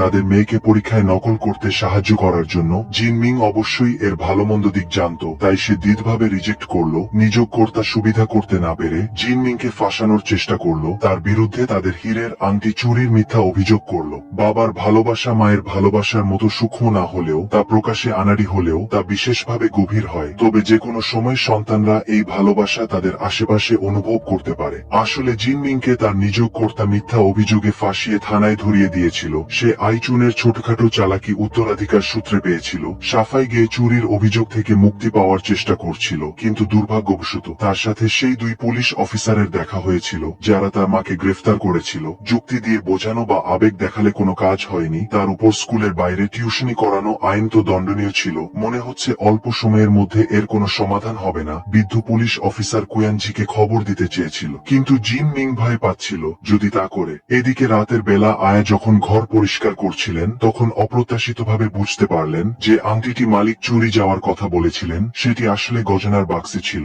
এবং তিনি শুনতে পেলেন যে কেন তিনি জিন মিংকে মিথ্যা অপবাদ দিয়েছিলেন। কারণ তিনি ভয় পাচ্ছিলেন জিন মিং বাইরে গিয়ে তার বদলে পরীক্ষা দেওয়ার কথা ফাঁস করে দেবে। তাই আগেভাগেই তাকে চোরের অপবাদ দেওয়া, যাতে সেই দাসী ছাত্রীর কথা কেউ বিশ্বাস না করে। আয়া শুনে সেই হীরের আংটিটি তার আস্তিনে লুকিয়ে ফেললেন। তারপর চুপিসারে সেটি লিভিং রুমের কফি টেবিলের নিচে ফেলে দিলেন এবং পরিষ্কার করার ভান করে অসাবধানে হারানো জিনিসটি খুঁজে পাওয়ার মতো করলেন, যাতে মালিক থানায় গিয়ে বলেন জিনমিং চুরি করেনি। আসলে বহু বছর আগে আইচুন এবং কুয়ানজি একটি হোটেলে আয়াকে তার বাবার উত্তরাধিকার চুরি যাওয়া থেকে বাঁচিয়েছিলেন। তখন আয়া কিছুটা কৌতূহলী হয়েছিলেন তারা একে অপরের সাথে পরিচিত না হয়েও কেন তাকে এত সাহায্য করছে। আইচুনের উত্তর ছিল সহজ, যদি জিনিসপত্র চুরি হয়ে যায় তাহলে তাদের দুজনের মতোই খারাপ অবস্থা হবে। তিনি মনে করতেন কারো এমন পরিস্থিতির শিকার হওয়া উচিত নয়। অপ্রত্যাশিতভাবে তাদের বাবা মায়ের তরুণ বয়সের সেই অপ্রত্যাশিত ভালো কাজ 7246 দিন পর তাদের মেয়ের উপর প্রভাব ফেলল। মহিলা নিযোগকর্তা বুঝতে পারছিলেন না কেন তিনি জিনমিংকে সাহায্য করছেন। আয়া তাকে বলেছিলেন কারো এমন পরিস্থিতির শিকার হওয়া উচিত নয়। সন্ধ্যা পর্যন্ত জিনমিংকে ছেড়ে দেওয়া হয়নি। তার মনে অনেক অভিযোগ ছিল যা সে তার মাকে বলতে চেয়েছিল, কিন্তু মায়ের উদ্বিগ্ন কণ্ঠস্বর শুনে সে তার অভিযোগ চেপে গেল। তবে মা ও মেয়ের কিছুক্ষণ কথা বলার পরেই টাকার জন্য ঝগড়া শুরু হলো। জিনমিং তার মায়ের স্বাস্থ্য নিয়ে চিন্তিত ছিল। সে প্রতিদিন রাস্তার পাশে তার জিনিস বিক্রি করা এবং সেই মরা শামুকগুলোকে ঘৃণা করত। ঠিক সেই সময় আইচুন জিনমিংকে খবর দিল যে তার বাবা একজন ডুবে যাওয়া ব্যক্তিকে বাঁচিয়েছেন এবং পথে তার সাথে দেখা করতে যাবেন। সে জিজ্ঞাসা করলো বাবা মেয়ে দেখা করেছে কিনা। এই খবর শুনে জিনমিং সাথেই বাসে করে স্কুলের দিকে রওনা হলো। স্টেজ থেকে অনেক দূরে সে তার বাবাকে স্টেজের বেঞ্চে বসে থাকতে দেখলো। সাথেই সে বুঝতে পারলো তার স্বল্পভাষী বাবা পুরো একদিন অপেক্ষা করেছেন। বাস স্টেজে না পৌঁছানো পর্যন্ত কুয়ানজি দাঁড়িয়েছিলেন এবং তার মেয়ের জন্য অপেক্ষা করছিলেন। অবশেষে তিনি জিনমিংকে দেখতে পেলেন। দৃশ্য পরিবর্তিত হলো। বাবা ও মেয়ে একটি ছোট দোকানে বসে আছে। কুয়ানজি অভ্যাস মতো তার বাটির শামুকগুলো বেছে আলাদা করছেন, আর জিনমিং একের পর এক গ্লাসে মদ খাচ্ছে। অ্যালকোহলের কারণে নাকি তার জমে থাকা কষ্ট বেশি ছিল। মেয়ে প্রথম নির্বতা ভাঙল। সে স্পষ্ট করে বলল যে সে শুধু তার পার্ট টাইম চাকরি হারাজনি, বরং স্কুল থেকেও তাকে হোস্টেল ছাড়তে বলা হয়েছে, এমনকি সে স্কলারশিপও পায়নি। কুয়ানজি তার মেয়েকে সান্ত্বনা দিলেন, বিশ্ববিদ্যালয়ে বিভিন্ন জায়গা থেকে সেরা মেধাবীরা আসে, মাঝে মাঝে প্রথম না হওয়াটা স্বাভাবিক। জিনমিং সেই আকাশে উড়ে যাওয়া ড্রাগনের মতো কথা কথাগুলো ঘৃণা করত, কারণ ড্রাগন এবং ফিনিক্সের উড়ে যাওয়ার পেছনে অবশ্যই গরু এবং ঘোড়ার মতো বাবা মা থাকে। এছাড়াও অধ্যাপক তাকে বিদেশে পড়াশোনা করার সুপারিশ করেছিলেন, কিন্তু সে সেই সুযোগ ইলিনকে দিয়ে দিয়েছে। আমিও বিদেশে পড়াশোনা করতে চাই, আর কোনো খারাপ পার্ট টাইম কাজ করতে চাই না। যত বেশি এমন হয় ততিপা আটকে যায়। মা বাবা যত দূরে দৌড়াতে চাই, ততিপা আটকে যায় শুধু একটা দুঃখিত বলার ইচ্ছে করে। কিন্তু সেই ফোমের মতো জিনিসগুলো ছোটবেলার মতো কুয়ানজি জিনমিংকে বলে, করো, বাবা এখানেই আছে। কুয়ানজি চেয়েছিলেন তার সন্তান যা করতে চায় তাই করুক, ফলাফল যাই হোক না কেন বাবা দ্বিধা ছাড়াই সমর্থন করবেন। দৃশ্য পরিবর্তিত হলো, বাবা ও মেয়ে একটি দূরপাল্লার বাস স্টেশনে বসে আছে। কুয়ানজি তার মেয়েকে এটা করো না, ওটা সাবধানে করো বলে অবিরাম উপদেশ দিচ্ছেন। তবে এই মুহূর্তে জিনমিং বুঝতে পারল তার বাবাকে ধরে নিয়ে যাওয়া হয়েছিল এবং তিনি দলের শুভেচ্ছা দূত হয়েছিলেন। তার হাতের কবজির চিহ্ন যত দেখছিল ততই তার খারাপ লাগছিল। অবশেষে পরিবারের প্রতি তার অপরাধ বোধ এবং ভেতরের কষ্ট গরম অশ্রুতে পরিণত হয়ে ক্রমাগত ঝরে পড়ছিল। কুয়ানজি বিদায় নেওয়ার আগে লাজুকভাবে তার মেয়েকে হাত নেড়ে ডাকলেন। একইভাবে স্বল্পভাষী জিনমিং ফোনে তার মায়ের কথা মনে করে সাহস সঞ্চয় করে বাবার দিকে হাত নাড়ল। কুয়ানজি আনন্দে আত্মহারা হয়ে গেলেন। সম্ভবত সব বাবার চোখেই তাদের মেয়েরা ছোটবেলার মতোই বড় হয় না। 20 বছর আগের কথা মনে পড়ে আইচুন হাই স্কুলের ক্যাম্পাসে সাহিত্য রচনা প্রতিযোগিতায় বসেছিল।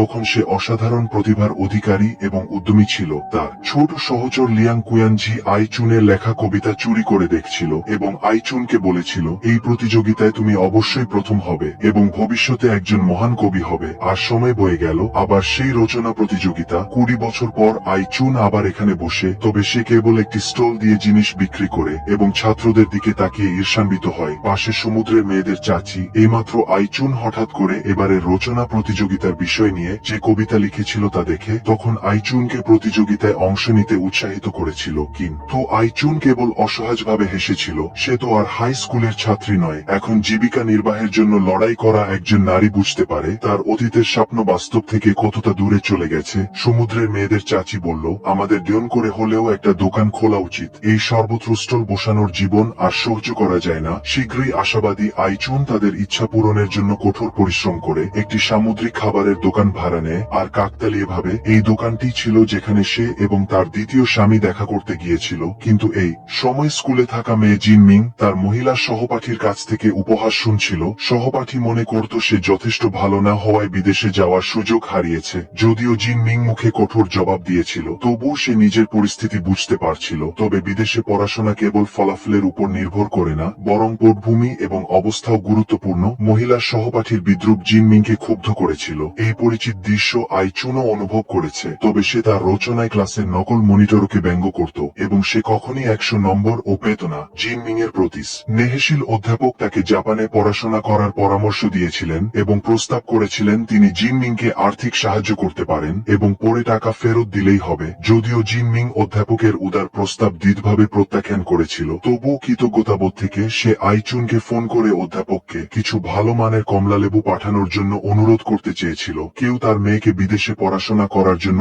আর্থিক সাহায্য করতে রাজি হওয়ায় আইচুনের মনে মিশ্র অনুভূতি সৃষ্টি হয়েছিল। সে তার মেয়েকে জিজ্ঞাসা করেছিল সে কি সত্যি বিদেশে পড়াশোনা করতে চায় এবং এর খরচ কত। কিন্তু জিনমিং তার মাকে সেই বিশাল অঙ্কের খরচ জানাতে রাজি ছিল না। আহত আইচুন কুয়ানজির কাছে অভিযোগ করেছিল সেও রাস্তার পাশে স্টল বসাতে চায় না, কিন্তু তার মেয়ে এত কিছু করতে চায়। তাকে সাহায্য করতে না পারায় সে সত্যিই খুব খারাপ বোধ করছে। আর কুয়ানজি জিনমিং এর বাড়ি ফেরার পর থেকে নির্বে মদ পান করে তার স্ত্রী এবং সন্তানের জন্য সে গভীরভাবে অপরাধী বোধ করে। এই সময় আইচুন বুঝতে পারল তার মা নিশ্চয়ই খুব কষ্ট পেয়েছিলেন, কারণ আর্থিক কারণে তিনি তার মেয়েকে ক্লাসের মনিটর হতে দেননি। তাদের চোখে সেই চিরকালের ছোট মেয়েটির জন্য কুয়ানজি এবং আইচুন বাড়ি বিক্রি করার সিদ্ধান্ত নিয়েছিল এবং জিনমিং এর ইচ্ছা অনুযায়ী তাদের বর্তমান জীবন পরিবর্তন করার সিদ্ধান্ত নিয়েছিল। বাড়ি বদল করার আগে আইচুন চুলার উপর টং মিং এর সবচেয়ে প্রিয় মিষ্টি রেখেছিল। সেদিন রাতে সে আবার একটি স্বপ্ন দেখেছিল। স্বপ্নে তার মা যত্ন সহকারে বাসনপত্র গুছিয়ে রাখছেন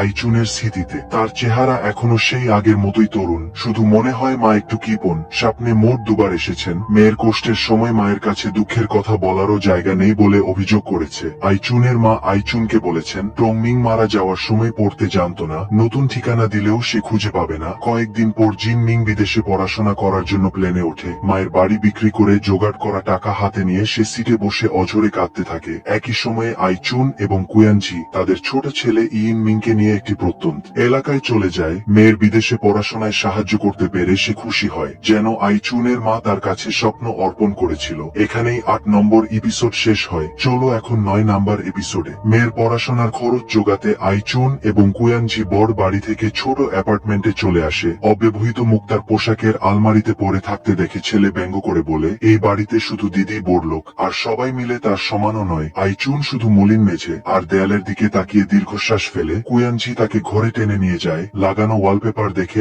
আইচুনের মন যেন শান্ত হয়। আসলে আইচুনের জন্য কুয়ানজি যেখানে থাকে সেটাই তার বাড়ি। শীঘ্রই 3 সমুদ্রকন্যাদের আন্টির সামুদ্রিক খাবারের দোকান খুলবে। তবে আইচুন অংশীদার না হওয়ায় সে শুধু আন্টির দোকানের সামনে একটি ছোট স্টল বসিয়েছে এবং তাদের দোকানের আবর্জনা পরিষ্কার করার জন্য জোর করে। আর ঠিক সেই সময় হলুদ চুলের ইয়িন মিং অসাবধানে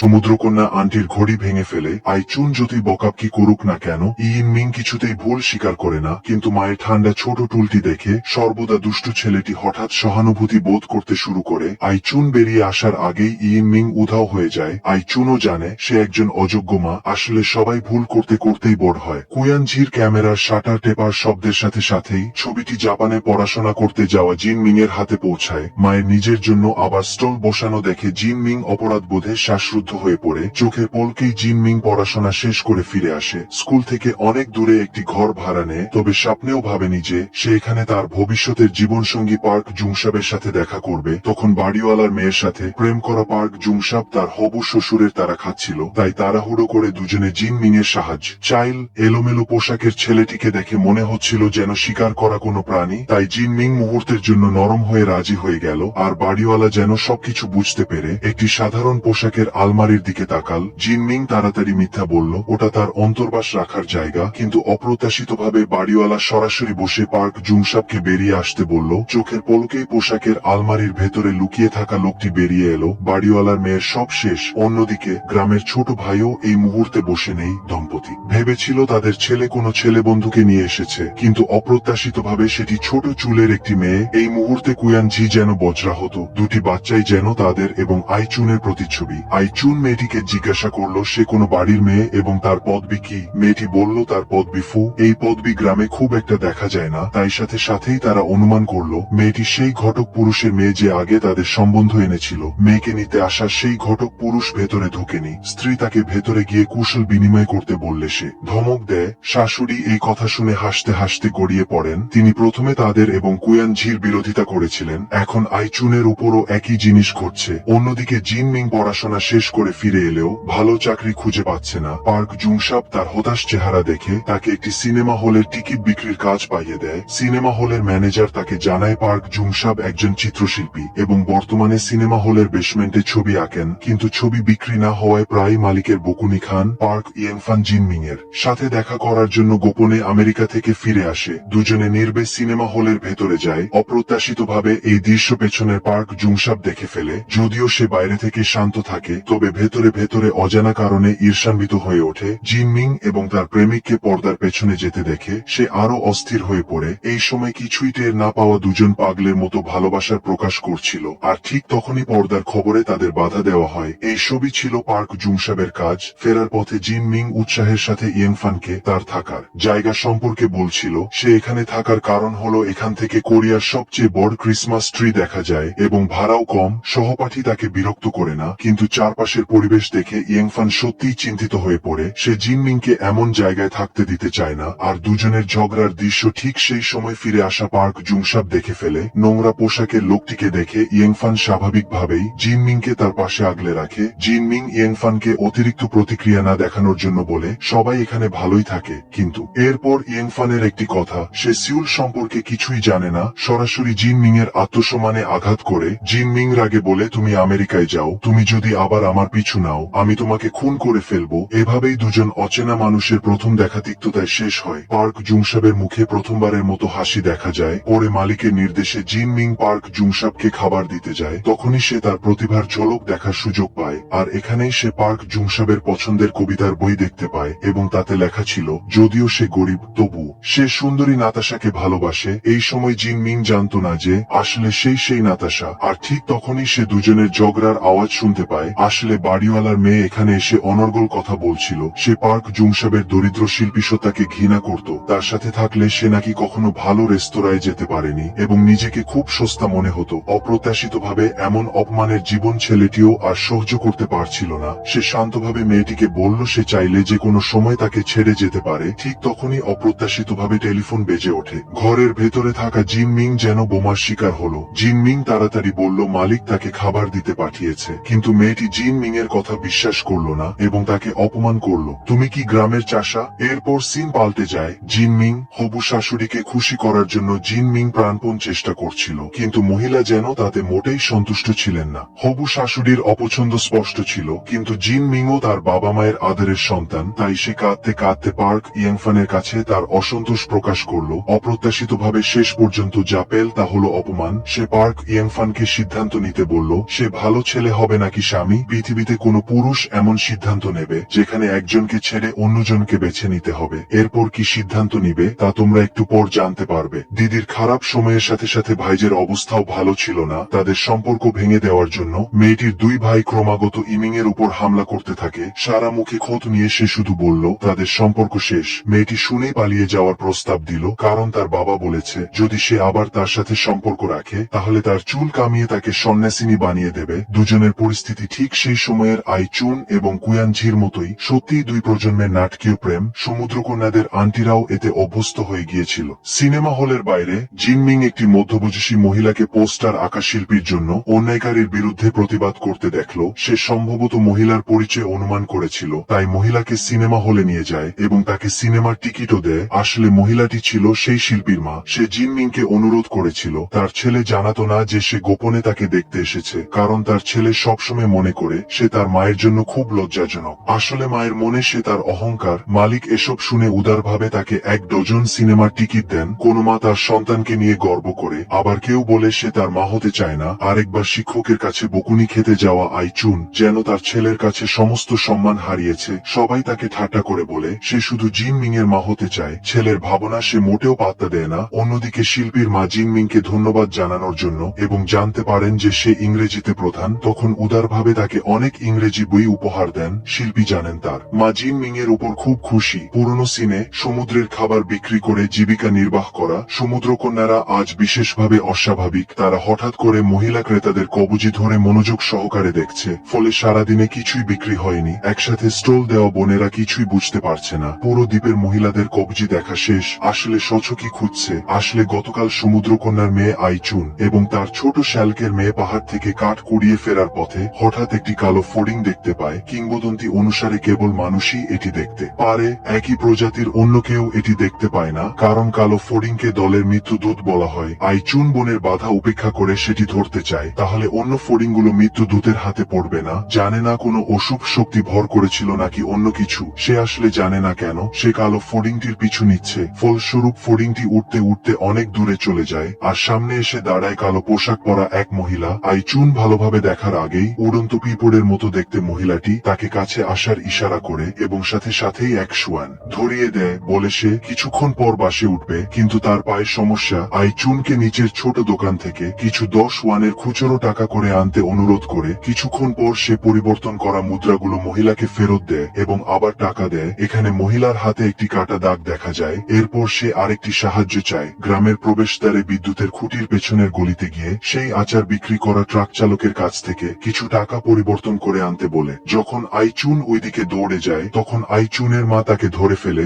আসলে তারা আইচুনকে কিডন্যাপ করতে চেয়েছিল। মানুষ অপহরণকারী একজন প্রাপ্তবয়স্ককে যেতে দেখে গাড়ি নিয়ে পালিয়ে যায়। সমুদ্রকন্যা যখন তার মেয়েকে নিয়ে বাস স্টপে ফিরছিল তখন কালো পোশাক পরা মহিলাটি আর সেখানে ছিল না। সেদিন ছিল সমুদ্র রানীর স্বামীর মৃত্যুবার্ষিকী। বহু বছর পর আবার সেই মৃত্যুবার্ষিকী এলো। সেদিন টেলিভিশনে 13 বছর বয়সী এক শিশুকে অপহরণকারী কর্তৃক হত্যার খবর দেখানো হচ্ছিল। কাকিমা অজান্তে সেই কালো পোশাক পরা মহিলার কথা তুললে আইচুন জানতে পারে তার মা সেই বছর তার ছোট ভাইকে পাহাড়ে কাঠ কাটার হাত থেকে বাঁচানোর জন্য বিশেষভাবে তার মেয়ের জন্য অনেক জিনিসপত্র বহন করেছিল, যাতে তাদের সংসারের খরচ কিছুটা মেটানো যায়। তবে যখন মাংসের ঝোল রান্না করা হলো তখনও আইচুনকে দেখা গেল না। তার ভাগ্নিকে জিজ্ঞাসা করার পর জানা গেল সে মৃত ফড়িং এর পিছু ছুটে গেছে। এছাড়াও আইচুনের মা সেই কালো পোশাক পরা মহিলার কিছু বৈশিষ্ট্য ভালোভাবে জেনে নিয়েছিল। তাই পরের দিন যখন সে বাজারে জিনিস বিক্রি করতে বসেছিল। তখন তিনি এলোমেলোভাবে মহিলা ক্রেতাদের হাতের কবজি ধরছিলে। অবশেষে ভাগ্য সহায় হলো এবং তিনি সত্যিই সেই কালো পোশাক পরা মহিলাকে খুঁজে পেলেন। কালো পোশাক পরা মহিলা। এর ফল কি হয়েছিল তা আইচুন জানে না, তবে তার কাকা মনে করতেন যে সেই সময়ের আইনকানুন তেমন জোরালো ছিল না, তাই অপরাধীদের শাস্তি দেওয়া পুলিশরাও কিছু বলতেন না। এমনকি যদি তাকে মেরেও ফেলা হতো তাও ঠিক ছিল। শেষ পর্যন্ত আইচুনের মা তার সন্তানকে বাঁচিয়েছিলেন। মায়ের ষষ্ঠ ইন্দ্রিয়ের চেয়ে নির্ভুল আর কিছুই হতে পারে না। রাতে আইচুন আবার সেই দুঃস্বপ্ন দেখল। সে সঙ্গে সঙ্গে সিউলে পড়া তার মেয়েকে ফোন করলো, কিন্তু প্রতিবার বাড়ির ল্যান্ডলাইন ব্যবহার করার জন্য বাড়ির মালিক বিরক্ত হতেন। তাই জিনমিং অধৈর্য হয়ে আইচুনের সাথে ফোনে ঝগড়া শুরু করে। পরের রাতে জিনমিং একটি অদ্ভুত স্বপ্ন দেখল। সে দেখল ছোটবেলায় সাইকেল চালাতে গিয়ে সে পড়ে গিয়েছিল। সেদিন টাইফুন পুরো দ্বীপে আঘাত হেনেছিল, কারো সাহায্য চাওয়ার উপায় ছিল না। একই সময়ে আইচুন আবার সেই দুঃস্বপ্ন দেখল, তার মৃত ছোট ছেলে মিষ্টি ফেলে দিয়েছে। সে এবং জিনমিং এর সহপাঠীরা জিনমিংকে খুঁজতে গিয়েছিল, সম্ভবত একাকী থাকার ভয়ে অথবা অনুশোচনার কারণে।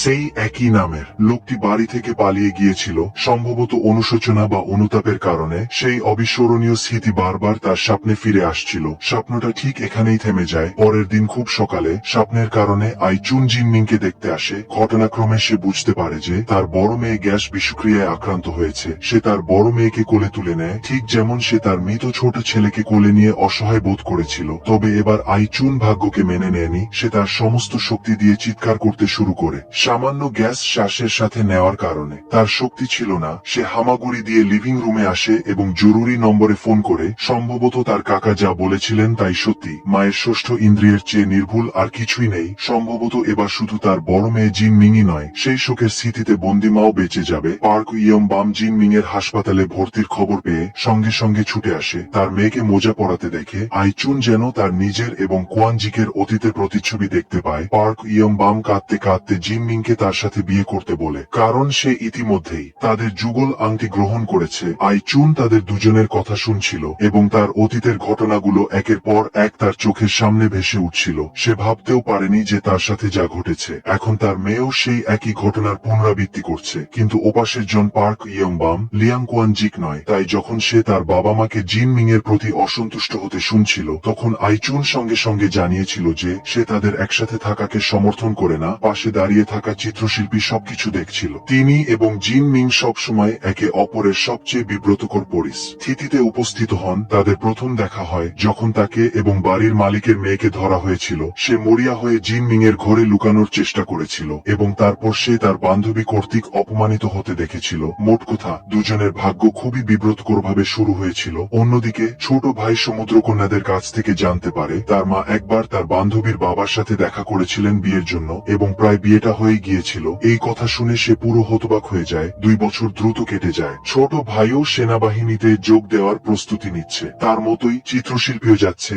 খালি হয়ে যাওয়া স্টুডিও দেখে জিনমিং কিছুটা হতাশ হয়। এ সময় ক্রিসমাস গাছের পাশে একটি ছবি তার দৃষ্টি আকর্ষণ করে। এগিয়ে গিয়ে ক্যানভাসের পর্দা সরাতেই সে অবাক হয়ে যায়। সেটি ছিল তার নিজের প্রতিকৃতি। ছবিতে তাকে খুব মিষ্টি লাগছিল। 2 বছর আগের কথা মনে পড়ে, যেদিন সে চিত্রশিল্পীর মাকে সিনেমা হলে নিয়ে গিয়েছিল। রাতে তারা দুজনে একটি ট্রাকে বসে রাতের খাবার খাচ্ছিল। চিত্রশিল্পী তাকে ধন্যবাদ জানাতে চেয়েছিল, তাই জিনমিং হেসে বলেছিল তাকে তার একটি ছবি এঁকে দিতে, যাতে সে পড়ে সেটি বিক্রি করে কিছু টাকা রোজগার করতে পারে। এরপর থেকে চিত্রশিল্পী প্রায় তার সাথে বাড়ি ফিরত। রাস্তায় তারা সাহিত্য থেকে জীবন এবং জীবন থেকে কাজ নিয়ে আলোচনা করত। এভাবে দিনের পর দিন, শীত থেকে গ্রীষ্ম, আবার গ্রীষ্ম থেকে শীত আসে। অপরিবর্তিত ছিল শুধু একটি জিনিস, চিত্রশিল্পীর ব্যাগে সবসময় তার জন্য ভারী ভারী বই থাকতো। আবার একটি ক্রিসমাস এলো। জিনমিং এর অনামিকায় একটি আংটি শোভা পাচ্ছে। সে এবং পার্ক ইয়ং বাম একে অপরের প্রেমে হাবুডুবু খাচ্ছে। দুজনের মুখেই লেগে আছে সুখের আভাস। দুই পরিবারের সদস্যরা দেখা করতে এলো।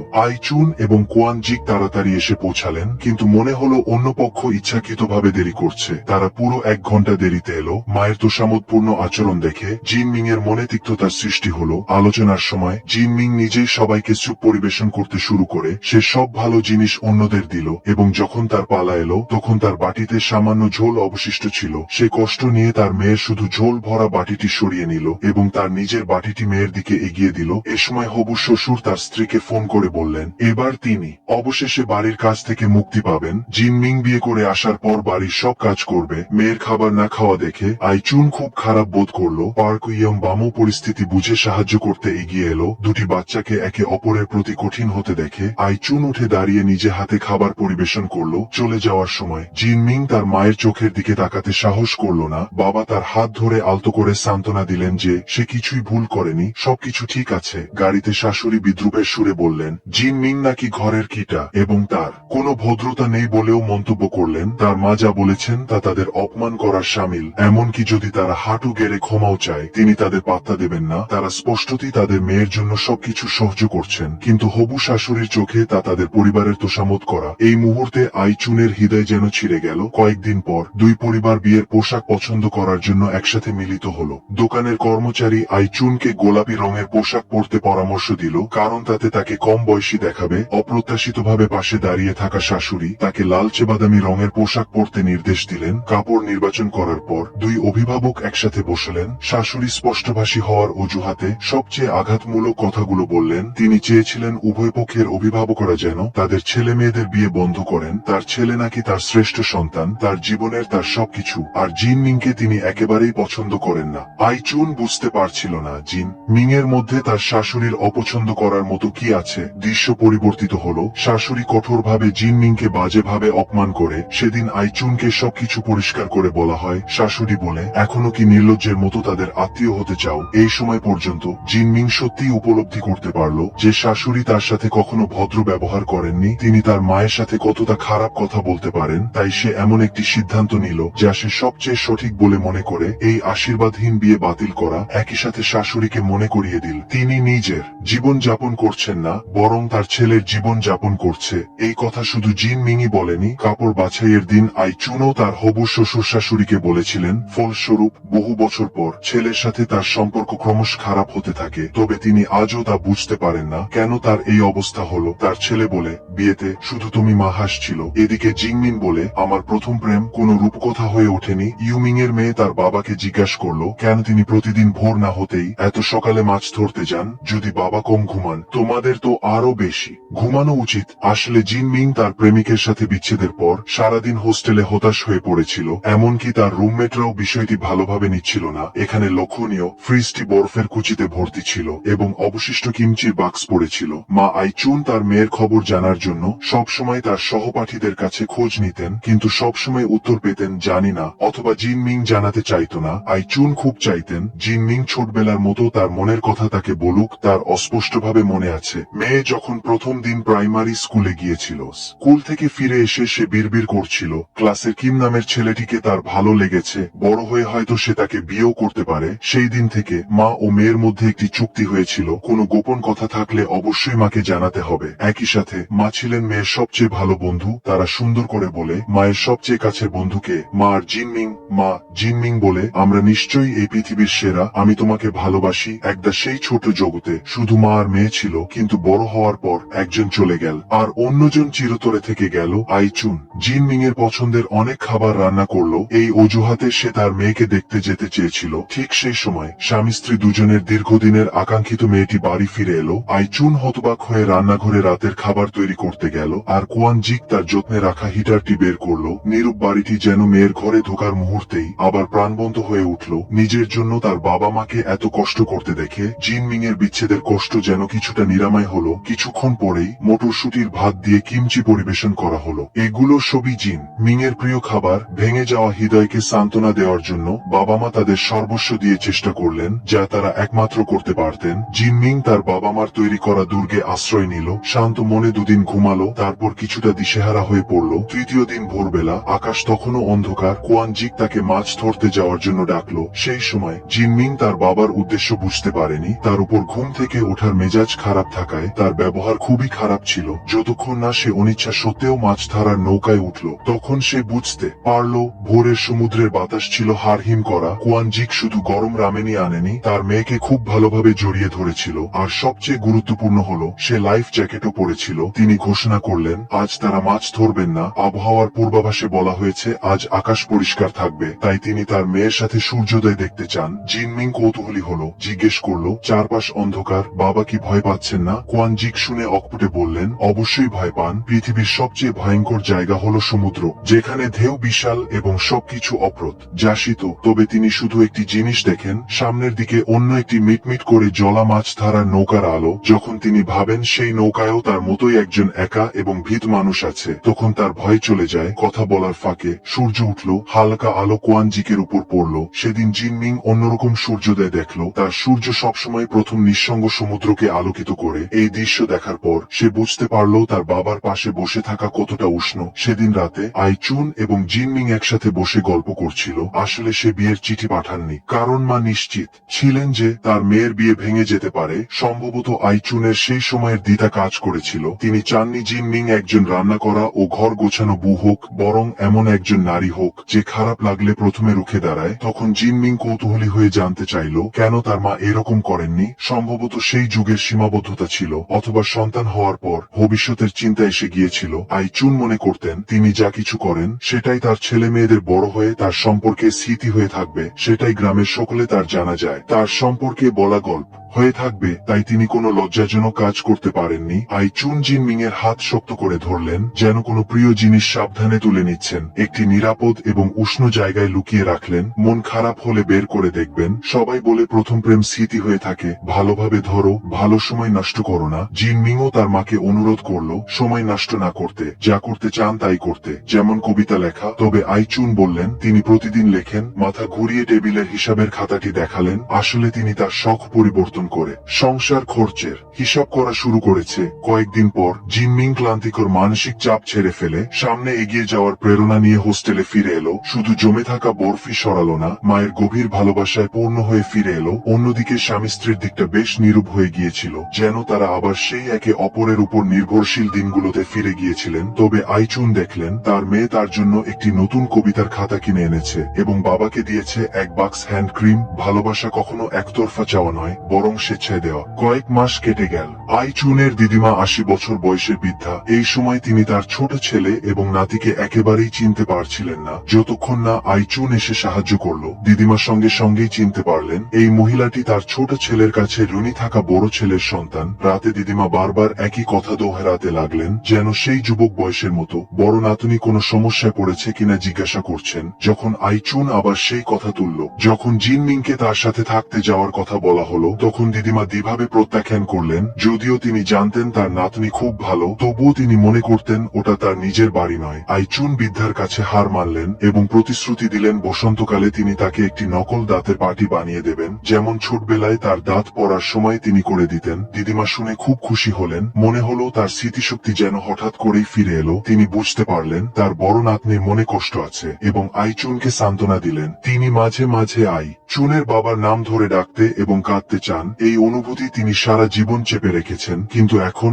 সেই মৃত সন্তানের নাম মনে করাও কঠিন। দিদিমা এর জন্য নিজেকে খুব দোষী মনে করে। তিনি তার বড় নাতনির মনের অবস্থা বুঝতে পারে, কারণ তিনিও একজন মা এবং একই কষ্ট অনুভব করতে পারে। সেই রাতে আইচুন দিদিমার কোলে শুয়ে কতক্ষণ কেঁদেছিলেন তা তিনি জানেন না। পরের দিন সকালে দিদিমা তার ছোট ছেলেকে ডেকে পাঠালেন এবং আইচুনের ভালোভাবে খেয়াল রাখতে না পারার জন্য নিজেকে দোষ দিলেন। তিনি ভুলে গিয়েছিলেন তার নাতনিকে একটি মাছ ধরার নৌকা কিনে দিয়েছেন, কিন্তু তার সবসময় মনে ছিল ছোটবেলায় তিনি তার ছেলেকে এক টুকরো হলুদ পোয়া মাছও খেতে দেননি এবং আফসোস করে বললেন আকাশের বড় ছেলে নিশ্চয়ই সেখানে দাঁড়িয়ে তাকে মা বলে গালি দেবে। কাকা যেন কিছু বুঝতে পারলেন, মাথা ঘুরিয়ে মায়ের ঘরের দিকে তাকালেন। আসলে দিদিমা যখন আইচুনের মাকে নিয়ে ফটোগ্রাফির দোকানে গিয়েছিলেন, তখন তিনি বারবার তাকে জিজ্ঞাসা করছিলেন তার জীবনটা বৃথা গেছে কিনা, তিনি তার পুত্রবধূর কাছে কোনো ভুল করেছেন কিনা। জীবন তাকে এতটাই চেপে ধরেছিল যে তার শ্বাস নিতেও কষ্ট হচ্ছিল।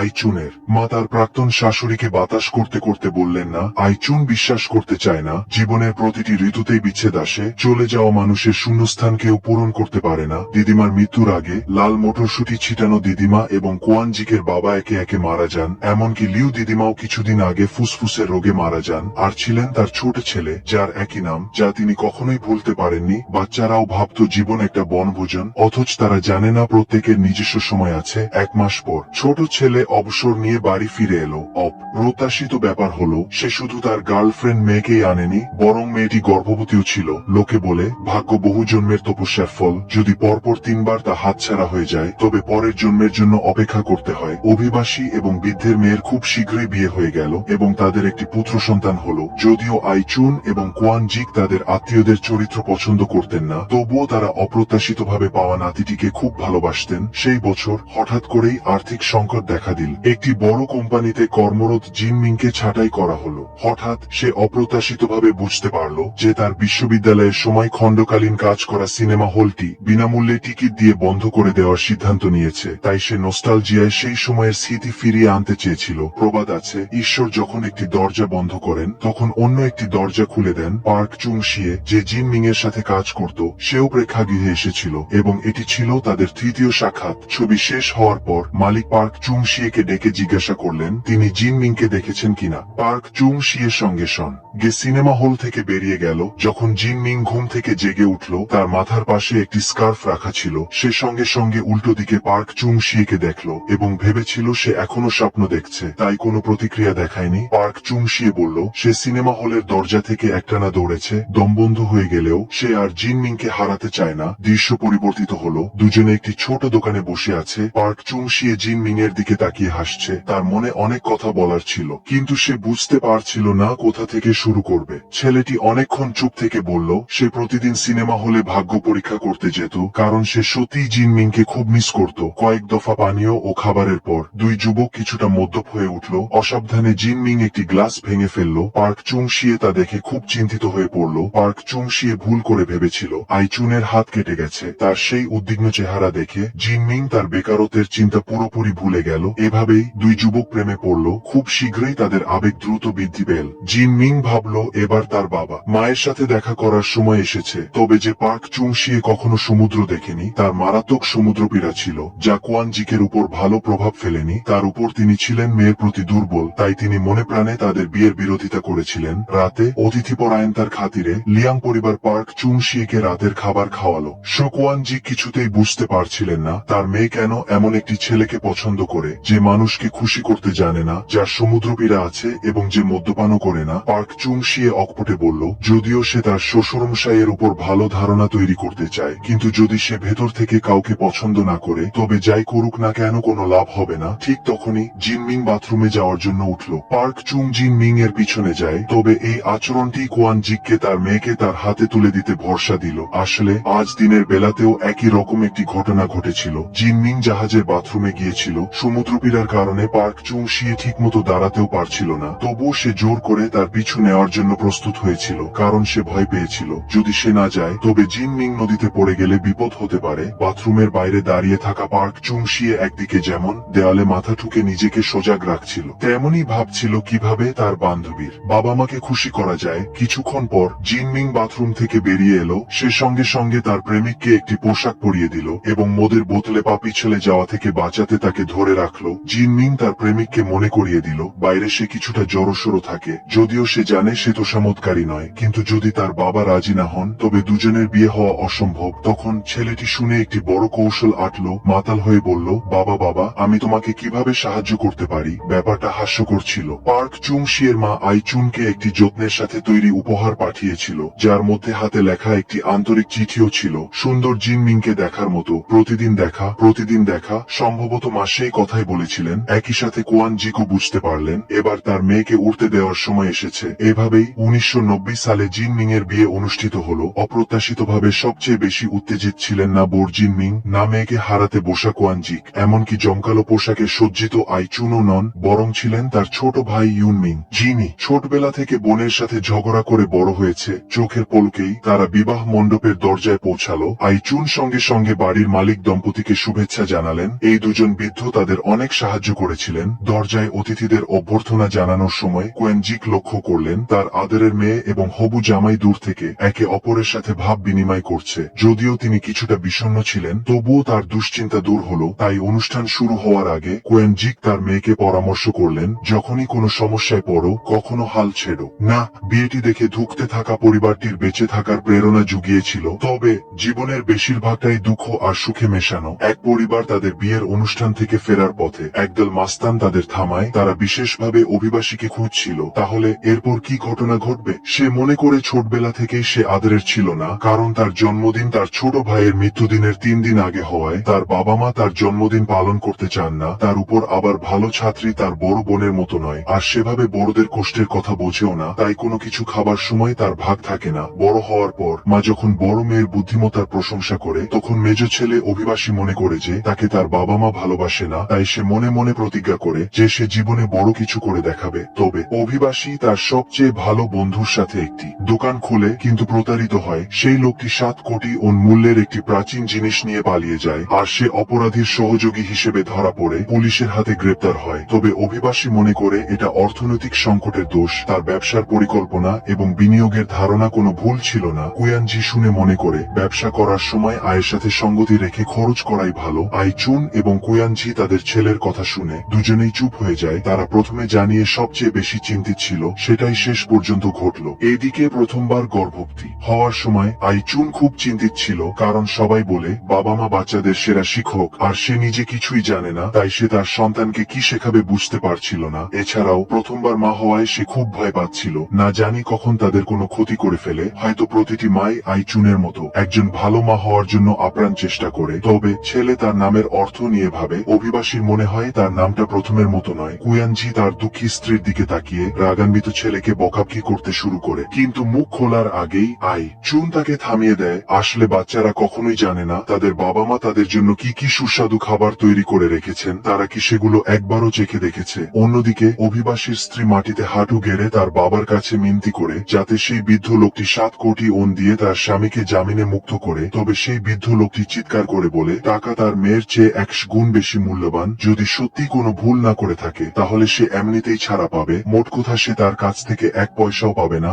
একই সময় আইচুন মহিলা ডুবুরিদের সাথে তাদের ছেলের ব্যবসায়িক অংশীদারের মায়ের কাছে যায়। সে কিছু বলার আগেই সেই মহিলা তাকে ভর্ৎসনা করতে শুরু করে, বাঁকা কথায় অভিবাসীকে তার ছেলেকে খারাপ পথে নেওয়ার জন্য তিরস্কার করে। দুজনের চুলের কাটিং দেখেই বোঝা যায় কোন দিক থেকে দেখতে গেলে তারাই বরং ভুক্তভোগী। পাশে দাঁড়িয়ে থাকা আইচুন আর সহ্য করতে না পেরে এক ঝটকায় সেই মহিলার চুল ধরে তারপর তাকে মাটিতে চেপে ধরে হিস্টিরিয়ার মতো চিৎকার করে বলে তাদের চুরি করা টাকা ফেরত দিতে। শেষ পর্যন্ত আইচুন দামি টেলিভিশন নিয়ে যায় আর সেই মহিলার হাতের সোনার আংটি খুলে নেয়। একই সময়ে কুয়ানজি মৎস্যজীবী সমিতির সভাপতির কাছে যায় এবং তাকে কিছু টাকা ধার দেওয়ার জন্য মিনতি করে। তবে সভাপতি সরাসরি বলে দেয় তার শুধু বয়সই হয়নি, তার হাঁটুর ব্যথাও মাঝে মাঝে হয়। এসব তো বাদই দেওয়া যাক, অন্যরা যেখানে ট্রলার দিয়ে মাছ ধরে সেখানে কুয়ানজি এখনো ছোট মাছ ধরে ছেড়ে দেয়, আর নিষেধাজ্ঞার সময় একমাত্র সেই নিয়ম মেনে সমুদ্রে যায় না। এভাবে সে কি করে টাকা রোজগার করবে? আসলে সবাই জানে তার সন্তানই একজন সৎ ও লাজুক মানুষকে বাধ্য করেছে তার সম্মান জলাঞ্জলি দিতে।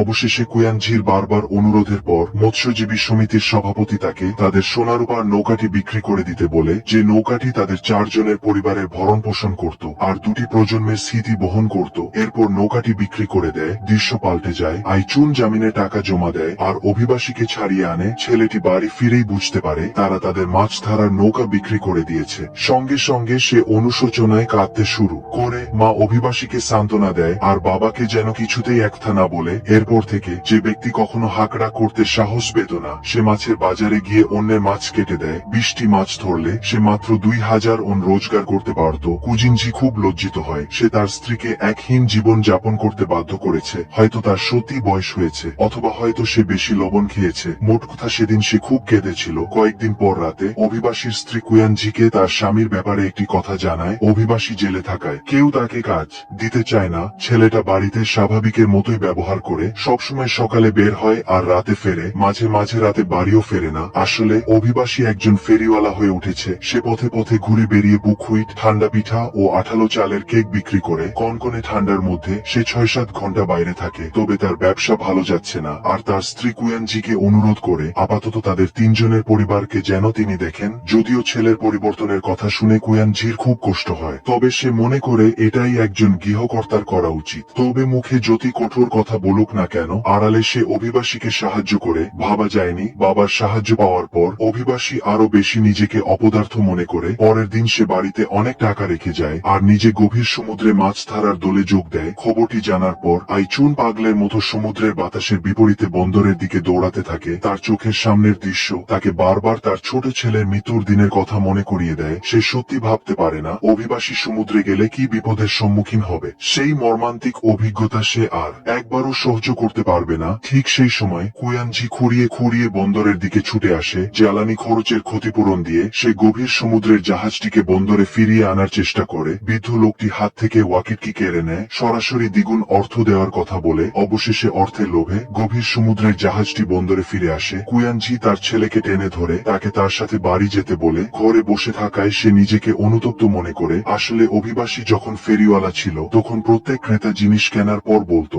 বাবার প্রতি ভালোভাবে খেয়াল রেখো। সে বুঝতে পারে এই খদ্দেররা নিশ্চয়ই তার বাবার পাঠানো লোক। অপদার্থের মতো নাক টেনে চোখের জল ফেলে সে পরিবারের কাছে নিজেকে অপরাধী মনে করে। তাই সে গভীর সমুদ্রে মাছ ধরতে যাওয়ার সিদ্ধান্ত নিয়েছে। এইভাবেই বেকার একটি 4 জনের পরিবার তাদের স্থানান্তরের বছরকে স্বাগত জানায়। আইচুন মনে করে এই বছর নিশ্চয়ই বড় কিছু ঘটবে, কারণ তাদের পরিবারের অবস্থা একেবারে তলানিতে এসে ঠেকেছে। এমনকি একটি বেড়ালও লাফ দেওয়ার আগে শরীর গুটিয়ে নেয়। তাই তার একটা পূর্বাভাসের মতো অনুভূতি হচ্ছে, তাহলে কি আইচুনের ভালো দিন আসবে? আসলে একজন মানুষের সামান্য দয়া কোনো গুরুত্বপূর্ণ মুহূর্তে তোমার অবলম্বন হয়ে দাঁড়ায়। কুয়ানজি বহু বছর আগে দুর্ঘটনাক্রমে এক ডুবে যাওয়া মহিলা তারকাকে বাঁচিয়েছিল। ভাবা যায়নি বহু বছর পর যখন তার দেউলিয়া অবস্থা, তখন সেই মহিলা তাকে প্রচুর অর্থ সাহায্য করবে। সেদিন মেয়ে আইচুনের বাড়িতে অতিথি হয়ে আসে। আবার পুরনো সিনে জিনমিং শুধু কয়েকটি ফল বেশি নেওয়ায় তার মা তা ধরে ফেলে। তার বিয়ের পরের জীবন খুব কষ্টের মধ্যে কেটেছে। যখন কুয়ানজি তার কথা শোনে যে তার মেয়ের টাকার অভাব, তখন সে দ্বিধা না করে তার সমস্ত সঞ্চয় বের করে দেয়। একটি জন্মানবশূন্য জায়গায় এক খণ্ড জমি কিনে সেখানে একটি ফাস্ট ফুডের দোকান খোলার প্রস্তুতি নেয়। কারণ সে দালালদের কাছ থেকে শুনেছিল কাছে একটি কনফারেন্স সেন্টার তৈরি হবে, যেখানে একটি গলফ কোর্সও তৈরি হবে। ফলস্বরূপ প্রচুর অর্থ উপার্জনের আশায় সে অপ্রত্যাশিতভাবে দালালদের দ্বারা প্রতারিত হয়ে সর্বশান্ত হয়। যদি জিনমিং চারিদিকে ধার না করত,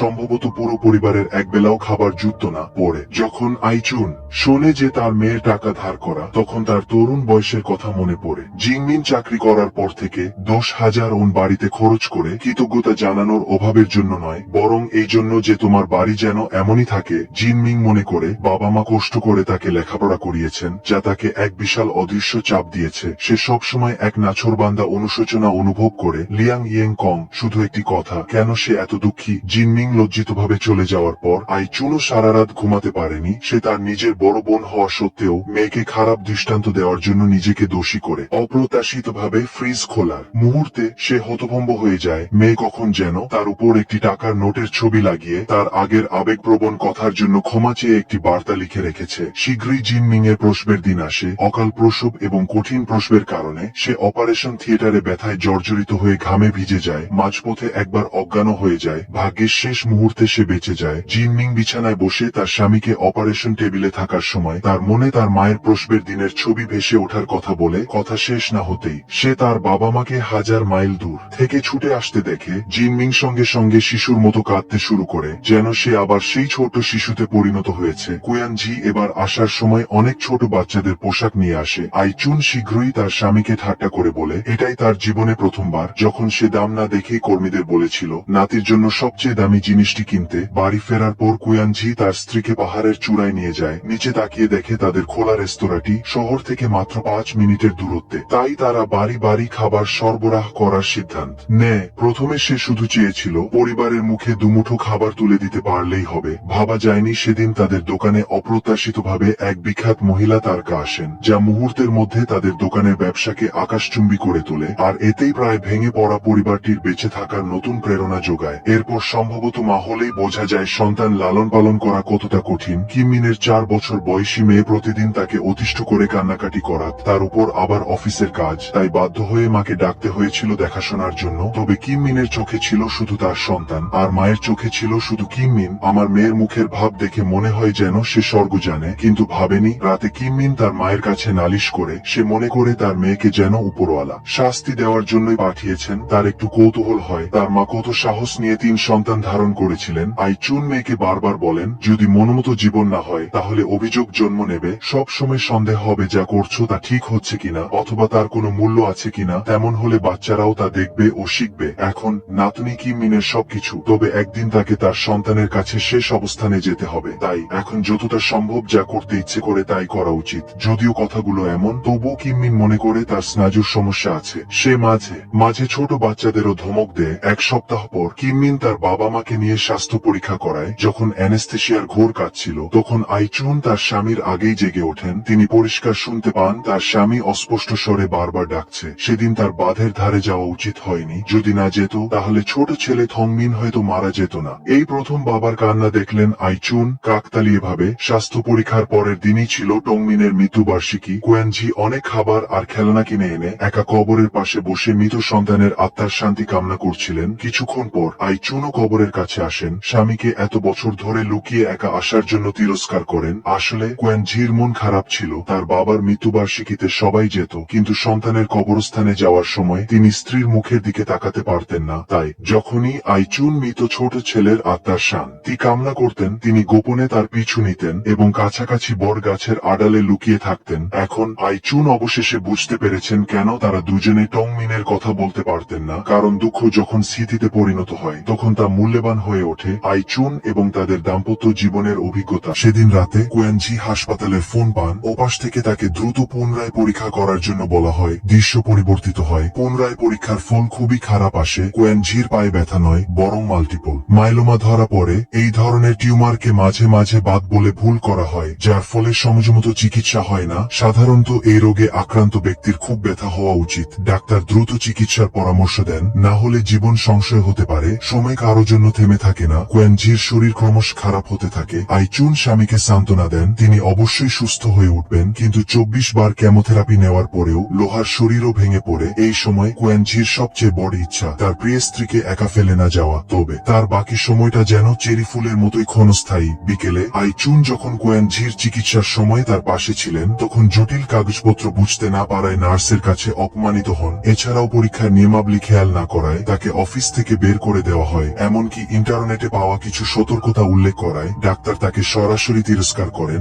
এমনকি রেজিস্ট্রেশন ও ফি জমা দেওয়ার সমজ কর্মচারীদের কাছে বোকাঝোকা শুনতে হয়। কোয়েনজি আর সহ্য করতে না পেরে ফি জমা দেওয়ার কাউন্টারে গিয়ে কর্মীদের জিজ্ঞাসা করেন, যারা বোঝে না তাদের সাহায্য করাই তো তাদের কাজ, তাহলে এত বিরক্তিকর মুখ করে কেন? আমার স্ত্রীকে বোকা ভাবা উচিত না। আইচুন এবং তাদের মেয়ে ভেবেছিল কোয়েনজি অসুস্থতার কারণে এমন করছেন। আসলে তিনি দূরে দাঁড়িয়ে থাকা এক বৃদ্ধ মহিলাকে দেখছিলেন এবং মনে মনে ভাবছিলেন তার মৃত্যুর পর স্ত্রী একা হাসপাতালে আসবেন এবং আজও যেমন বুঝতে পারেননি তেমনই সমস্যায় পড়বেন। তাই তিনি কর্মীদের উপর রাগ করেননি, বরং নিজের উপর করেছিলেন। রাতে কিমিন তার বাবার জন্য একটি সিঙ্গেল রুমের ব্যবস্থা করে। অপ্রত্যাশিতভাবে কোয়েনজি প্রথমবার তার মেয়েকে তার সাথে থাকার এবং ভালোভাবে কথা বলার অনুরোধ করেন। রাতে কোয়েনজি ছোটবেলা থেকে আইচুনের জীবনের সমস্ত কথা তার মেয়েকে বলেন। ছোট ছেলে টংমিন মারা যাওয়ার বছর আইচুনের বয়স ছিল মাত্র 28 বছর। এভাবে বাবা ও মেয়ে সারা রাত জেগে কথা বলেন। কোয়েনজি যেন উইল করছেন, মেয়েকে অনুরোধ করেন তার চলে যাওয়ার পর সে যেন অবশ্যই তার মায়ের যত্ন নেয়। যখন ক্যান্সার রোগী চিকিৎসা ছেড়ে বাড়িতে ফিরে আসেন, তখন পরিবারের সবাই বোঝে এর অর্থ কি। আইচুন একদিকে যখন তার পুত্রবধূর চোখের জল মুছিয়ে দিচ্ছিলেন,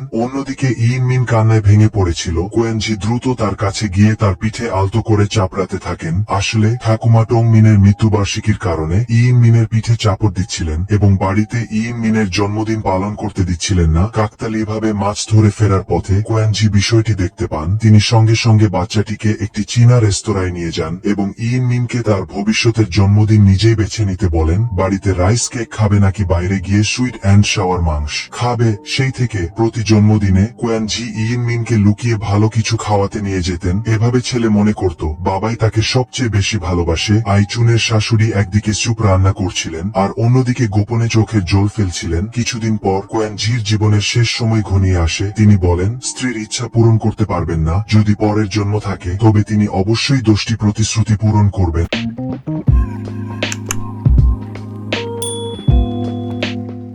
এছাড়াও কোয়েনজি তার স্ত্রীকে অনুরোধ করেন তার শেষকৃত্যে যেন তিনি বেশি কান্নাকাটি না করেন, কারণ আইচুন কাঁদলে তাদের দুজনের হৃদয় ভেঙে যাবে, তাতে তার প্রস্থান ঢেউজের মতো মিলিয়ে যাবে। তিনি শেষ মুহূর্তে শুধু স্ত্রীর সুখী মুখ দেখতে চান। এটা ভেবে আইচুন আর নিজেকে সামলাতে না পেরে স্বামীর হাত শক্ত করে ধরে কাঁদতে থাকেন। আর কোয়েনজি দুর্বলভাবে ঘুরে আলতো করে আইচুনকে সান্ত্বনা দেওয়ার সময় একটি ঘুমপাড়ানি গান গেয়ে ওঠেন। কোয়েনজির শেষ যাত্রায় তিনি পরিবারের সকলের মুখে এমন শোকের ছায়া দেখেন যা তিনি আগে কখনো দেখেননি। সেদিন রাতে আইচুন আইসিইউ এর বাইরে দাঁড়িয়ে স্বামীর দিকে তাকিয়ে থাকেন। জন্ম ও মৃত্যুর সন্ধিক্ষণে কোয়েনজিকে যেন তার যৌবনে ফিরে যান। তার জীবনে একটি মেয়ের আবির্ভাব ঘটে এবং তিনি সারা জীবন সেই মেয়েটিকে রক্ষা করার চেষ্টা করেন। কোয়েনজি তার শেষ শক্তিটুকু দিয়ে আইচুনকে ইশারা করেন। আইচুন সঙ্গে সঙ্গে বুঝতে পারেন, মাস্ক খুলে ফেলেন। স্বামীর জীবনের শেষ মুহূর্তে তিনি তার সবচেয়ে মিষ্টি হাসি দেখান। তা দেখার পর তিনি প্রথমবার গভীর ঘুমে তলিয়ে যান। কোয়েনজির মৃত্যুর পর তিনি তার মাকে অনুরোধ করেন যেন তিনি কিম মিনকে তার সেভিংস অ্যাকাউন্টটি দেন, যেখানে তার মেয়ের চাকরির পর দেওয়া সমস্ত টাকা ছিল, এক পয়সাও খরচ করা হয়নি। এছাড়াও তিনি বৃদ্ধ লোকটিকে অনুরোধ করেন যেন তিনি তার ছেলের জন্য একটি মার্সিডিজ গাড়ি কিনে দেন, কারণ তিনি মনে রেখেছিলেন সেটি ছিল ইমিং এর সবচেয়ে বড় স্বপ্ন। স্বামীকে হারানোর পর আইচুন সারাদিন দিশেহারা হয়ে থাকতেন, বাড়ির সর্বত্র তার স্মৃতি ছড়িয়েছিল। অবশেষে আইচুন তাদের দুজনের গল্প কবিতা আকারে লেখার সিদ্ধান্ত নেন। সময় বয়ে যায়, আইচুনের বয়স 16 বছর হয়। তিনি এবং তার স্বামীর গল্পে একটি পুরো বই ভরে ওঠে। কিমিন কবিতার বইটি লি সম্পাদককে পাঠান। অপ্রত্যাশিতভাবে 1 মাস পর সেটি সত্যি